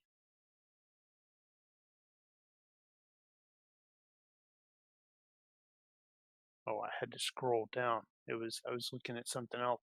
Really? He, well, that's still a success by 3. That's not too bad. No, I was scrolled up on the thing, so when I saw that, I'm like, wait, that's not the right fix. He says, "You punks don't intimidate me." But he grabs his phone out. There's no need to involve other people in this. Be very careful who you call next. He puts the phone on speakerphone, and he says, "John, come back down to the car." Yes, John. So are come we all back down to conversed the in now? car. And he will It's like eventually emerge. And leave your firearm in the trash can.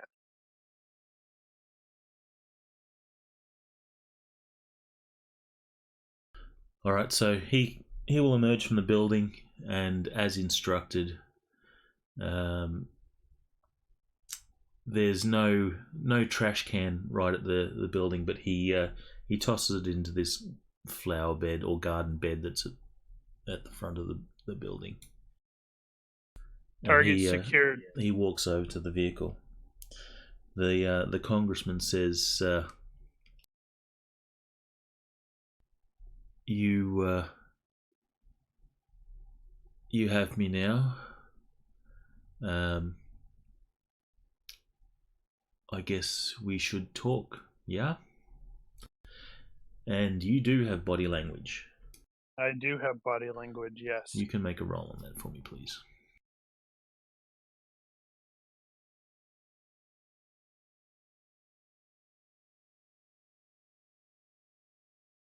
Of course, with the way the dice have been going of late, I probably rolled an 18. You didn't roll an 18, but you rolled a failure. Imagine my shock. Not by much.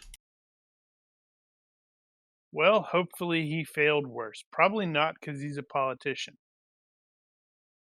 He's certainly got his politician face on. He seems calm. So does everybody want to rejoin me and we take a ride in the stretch limo with all of the parties involved? Yeah, that's a good idea. All right, Miss Naomi, let's go hop in your boyfriend's Make limo. sure to turn off her engine. Or not engine, but the oven. So We don't want her to burn Yes. down- Or we what don't want now? to burn down the oven. She says, I will go turn off her oven. "This has Get your nothing, mind out of her oven. I don't know what you people are up to, but this has nothing to do with me. You don't need me. I'll stay here." So you can call the cops. You should totally having Ditch warned you about the badge. You should go over there and pull the badge out and go and call these people. Yeah, he did say gun and badge, and I did pick up on the dresser thing. Yep. I'm gonna open the dresser drawer Just for and just see her reaction. for Gun Bunny's for Gun Bunny, generally, we don't do things necessarily in turns until it comes to combat. So if there's anything that you want to do, feel free to just jump in and Yeah, Okay. just speak up if you have an idea. Gotcha. So if things will just progress unless you want to do something specific. At which point, just shout out and. Yeah, got it.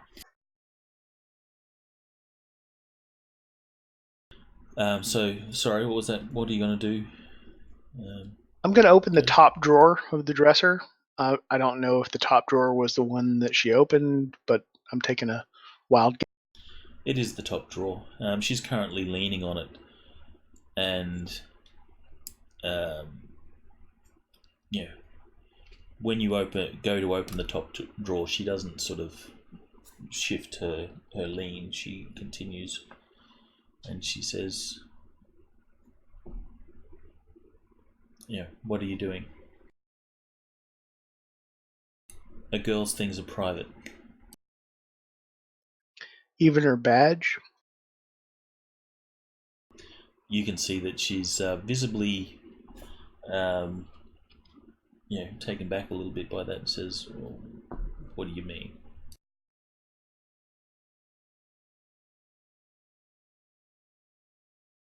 Step back and let him open the door. It's going to get nasty in here. And my God, I don't want to have to pull your hair fragments from underneath my fingernails. I mean, I feel like we've been pretty respectful to you, circumstances considered. And you haven't told us everything, which is your right. But at this point, we're trying to have a conversation with the person that we're working with downstairs. And I don't know what this has to do with you or your case that you're working, but you're part of this now. Does So Kesh have... Does Kesh have intimidation? He does. Make a roll on that for me, please. Damn it, Could I he get a- double-clicked. Sorry about that. Could he get a bonus for me, considering the psychosocial situation? Sure. That'll be an assist. So feel free to roll on any appropriate skill. Let's see, what would that be? Well, you are trying to convince her that something bad will happen. It would probably be acting, honestly, because I'm pretending that I know things that I don't. Well, you're attempting to influence her in this case. So that gives him a +1. Okay. I guess I could see that. However, I rolled a critical for her. Jesus. She doesn't seem fazed by this at all. Obviously, her training or whatever. She figured us out. Great. We're going to find out she's actually a 1,500 point character. She's about to kick the shit out of both of you. And she knows we're all Shadowrunners. We're just grubbing for 10K. No, she's Trinity. Yeah, she's going to jump up and time is going to stop. She doesn't... she's not fazed by you guys. And obviously, she's seen her fair share of people trying to, put the screws on her. And she says, "Look, all right, I don't know what you guys are involved in. You know a little bit about me, obviously. There's no need for you to go in that dresser. What is it you guys want with me?" What is it? What now? What is it you guys want with me? We want your leverage over Grey.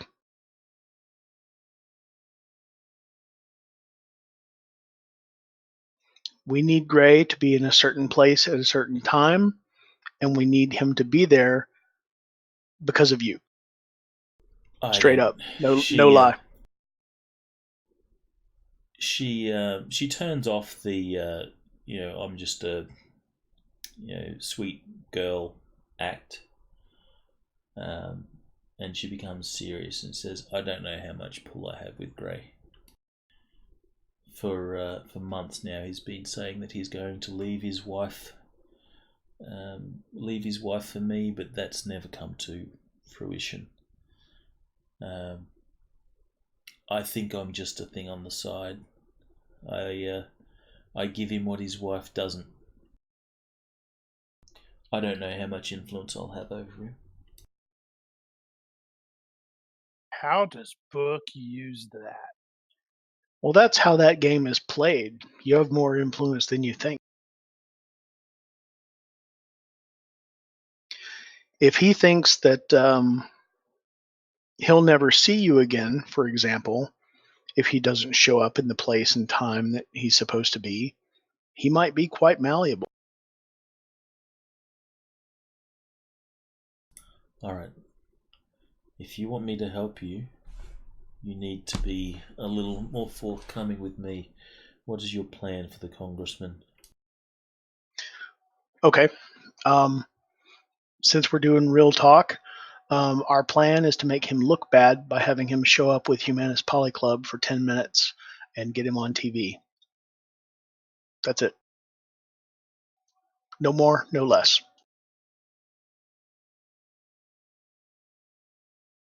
You can see that she's obviously thinking it over. And you mean no harm to him or his family or anyone else for that matter? No. Cash We just mean for wrote no that. harm. We mean for no harm to come to anyone in this. We just want this guy on TV with his face in front of some people with offensive T-shirts for 10 minutes so he can get on the news, and then we're done. And I make the hand clapping, hand washing motion. Done. Give me an influence skill roll. Be I it think at this point it diplomacy would or... probably be diplomacy. Yeah, that sounds like diplomacy to me. Yeah, I was just thinking. Ooh, Nice. nice Holy roll. God. shit! That was a nice roll. No, I was just totally thinking here. It's like, you don't mean any harm to him or his family. And Kesh like looks at it, sort of glares at him like he vetoed. Oh. Yeah, he vetoed us abducting the girl. He could actually say that. No, I was just We thinking were going to kidnap his daughter, but this guy wilting said flower. no.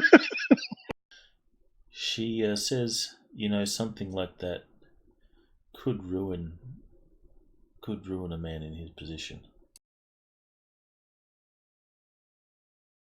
But then she doesn't even give you the chance to sort of respond. She says, but I guess that's what you're aiming for. Half shrug.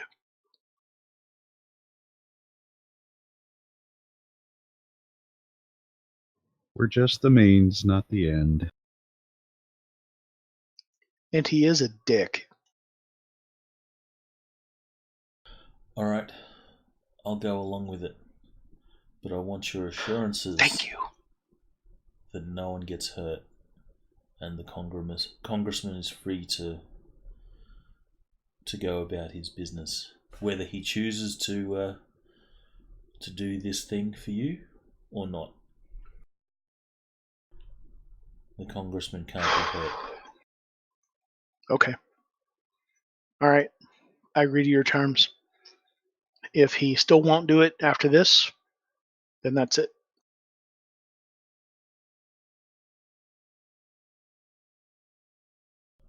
She says, all right. I know it doesn't mean much these days, but she outstretches her hand. It says, Here comes the judo. My father always taught me that an agreement should be shook on. She's got one of those palm located Wolverine blades. Or a joy buzzer. Yeah, I was gonna say a Joker level joy buzzer that's gonna straight up murder Book. But no, I'll shake her hand. I'll nod. Sounds like a wise man. She shakes and then says, okay, let's do this. Are we going down to the vehicle or are we doing it up here? I'll offer her my arm and say, let's go downstairs. She says, one moment. And you see she ruffles her hair a little bit. Tears the top sort of part of her dress, like the sleeve. Smashes her head against the wall. And, God, Kesh, why'd you have to be so rough? And she then goes to the taps and grabs some water and just sort of smears her mascara and stuff a little bit, like she's been crying. She turns to you guys, sort of says, "How do I look?" You look like shit. Perfect. I don't know. I'm kind of liking this gal. I was thinking the same thing. So, you doing anything later? Right after we've abducted her boyfriend and She blackmailed. looks to Kesh and says, "Let's just keep this professional, hey?" Yeah, Kesh. God. Look at his avatar. Fair That's enough. the only thing he can do is keep it professional. All right, so you guys will head downstairs, and you'll come out onto the street. The I'm driver. presuming Ditch is gonna come in and join, Yeah, Ditch is obviously privy to the whole conversation. or he's still clinging to the wall, going, guys, I'm stuck. Ditch is, if he got the opportunity at some point, he might have mentioned somebody unlatching the window. Oh, yeah, that's true. Comms are open. That's so Kesh true. could have reached over and let you in easily. Well, there was discussions going on. He wasn't going to interrupt that, but there was a point there where everybody was kind of running around doing stuff. But so he is going to wait for you guys to leave the room, and then he's going to come in and see what that badge is. Oh, good call. Nice. Very nice. I like it. And maybe get something to eat. Who you working for?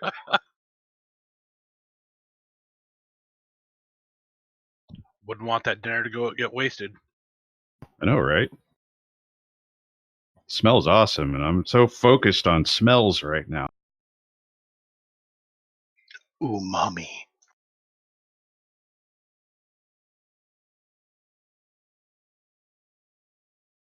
All right.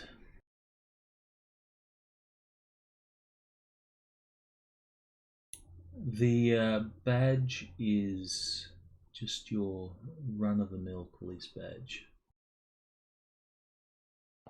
What outfit?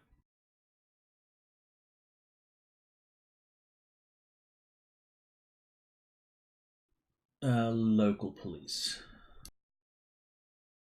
I'm going to say local, but there's potential. It's something like else. Knight Errant? It could be Knight Errant. Lone Star. Okay, so undefined at this point. Undefined, but you will know whoever. Make a note of it then. Yeah.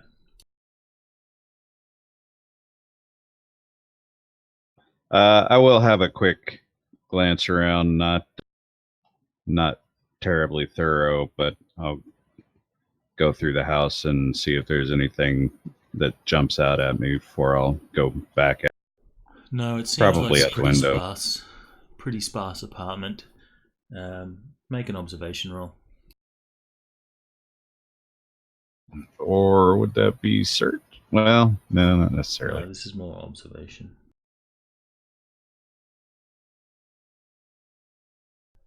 You look around. It's fairly simple. It doesn't look like the sort of place that someone's been living in for a long time. Mm. So it's not the apartment of someone that's settled, unless they live a very minimalist life. So not. It's their love shack. Everything's still in the boxes. Not quite. Photographs on the wall with the pictures that were in them when they were bought. It's it's just a fairly minimalist place. Other than that, it seems fairly normal. So you guys will all go downstairs. I assume that Frey, you unlock the door to the back, yep. And everyone will pile into the back of the night sky. Yep. Once everybody's in, I will pull out, and we're going to go driving somewhere. Okay. Are you taking the driver? Well, he's with us. I wasn't going to leave him behind. Okay. I was going to say, if you were going to leave him, then I would stay in the apartment, see if he comes to. Yeah, I didn't want to leave anybody behind because if we just drive off without the driver, he's gonna just make for the nearest phone and call the police. So as you guys are, so the driver and the congressman are in the back. Yeah. Well, it's a really big Frey, car. you're still, Everybody can yeah, fit, it's right? huge. Frey, you're still in the front, gun at them. You guys emerge from the building.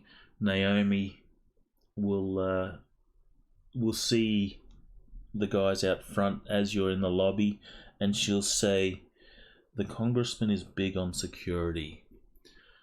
I wouldn't be surprised if he's triggered a silent alarm." Which is why we need to move. So I suggest you look for it.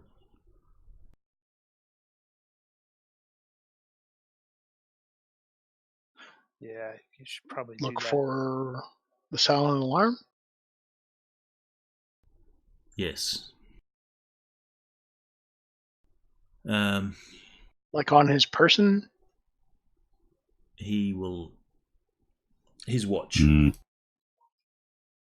He says, if anything, it'll be a silent or personal protection alarm on his watch. He will have activated it. He's not the type to let things go. Let's find it. Yeah. She says, as we open the door, push me a little.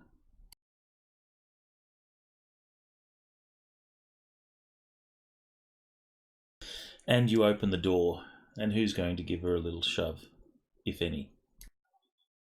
I expect Catchwell. Kesh would jump on that. Yep.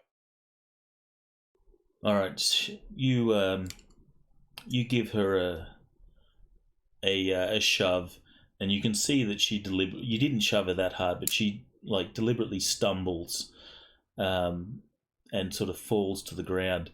At which point, those of you that are in the vehicle will see the congressman react in such a way that there's obviously some concern there for the girl, and he says to Frey, "I swear, if you hurt that girl, I will have people come for you." I didn't shove her. She picks herself up, and you all file into the vehicle. Then I pull out, and my destination is the apartment where his family lived. When she gets in the car, he says, "Have they hurt you at all?" And she says, "I'm okay." He'll notice the sort of ripped dress. She says, "I think these people are serious, but I'm okay." And the congressman will glare at all of you as you pull away from the apartment. Your watch, please, sir. He good says, call. "I don't wear a watch." You mind rolling up your sleeves then? He shrugs and says, "Why do you need my watch? Come on, it's a $12,000 Rolex. Why do you need my watch? It's special to me." I bet it is. Go ahead and hand it over, please. I'm not in the habit of asking twice. The Naomi, she sort of cuddles the congressman a little bit tighter, and says, just give them the watch. They're serious. I don't want to see them hurt you. And reluctantly, the congressman, sort of unbuttons his shirt sleeve and takes off the watch, and he holds it in his hand and says, "I want it back."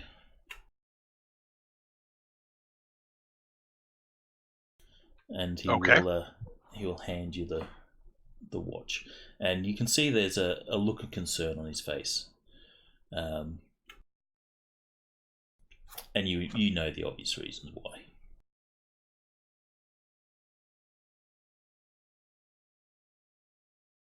Freya, can you tell me where we're at? I'll take that watch if you don't mind. Oh, okay, I will sure. give him the current location. I'm going to cast Draw Power on the watch and deplete its battery. Duration 1 minute. Cost to maintain is 0. That's an So as interesting long as I maintain concentration, this watch is unpowered. All right. So does Draw Power drain the battery? So once the battery's flat, it's flat. Well, no. It does not drain the battery. It just draws the available battery. It draws the available power. So when the spell drops, the battery is back like it was. I'm not sure if that makes sense. I imagine Draw Power would work from like a PowerPoint where it's just fed if off you the used grid. it on a Starship engine. If you used it on a Starship engine, you could use it to power a spell. I'm not powering anything with it. I'm just draining. Okay. Because it's a battery, I'm going to say it'll actually drain it. Because I don't know. Law of conservation of energy says if you draw the power, it doesn't suddenly become a full charge again. Yeah, okay. I think draw power is mainly for things where, it's a PowerPoint or like a Starship engine where... Yeah, it's meant to be used as a redirection of energy from a high energy source into a spell. But from a low energy source, it would just deplete it, I guess. Okay. You deplete it, and all the lights and stuff on the watch go dark.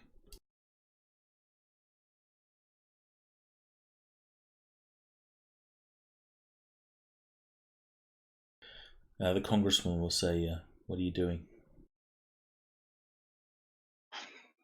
I'll hold it up to my ear. I said, "How much did you pay for this?" It's not important.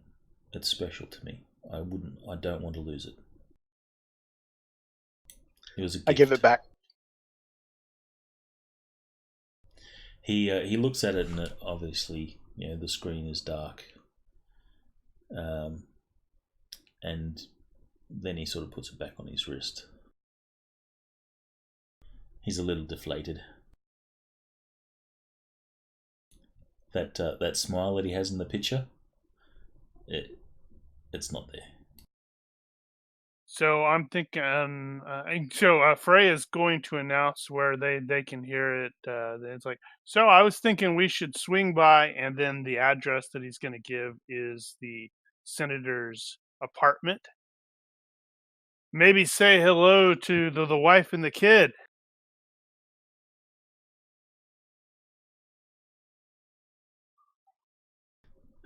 Naomi, you'll see Naomi will just, without turning her head, she just glances sideways at the congressman to see the reaction. And he says, there won't be any need for that.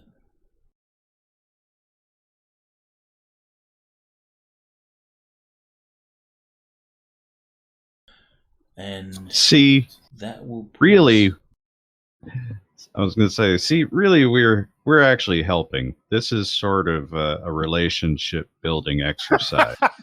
It's cathartic. You're a counselor. That's right. The wife is actually the person who hired us through the cutout. You don't know.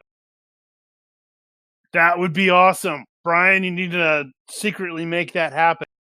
How do you know that's not what the adventure That's actually true. is? I really don't know that. You guys have been pretty good on, predicting the adventures so far. I was not I could not. I don't think I was going to predict the badge thing. That definitely made me go, huh. What is it?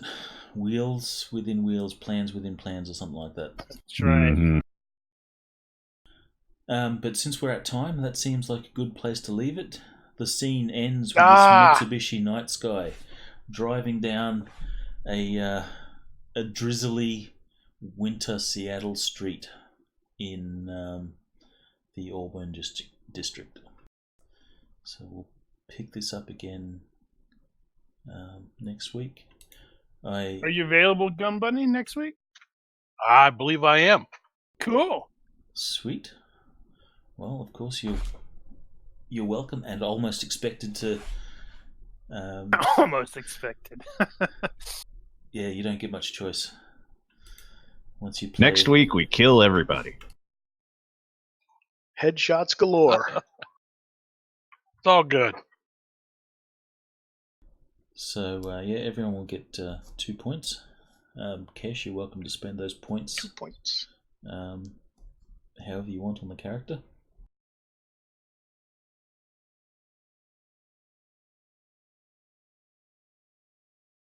And those are 2 character points. Yes, 2 character points. Yep. Okay. Is there any questions that people had? Not yet. No. Just to establish, in case it was missed, that Ditch is on the bike. Yep, I caught that. He's not in the Mitsubishi. He is nearby.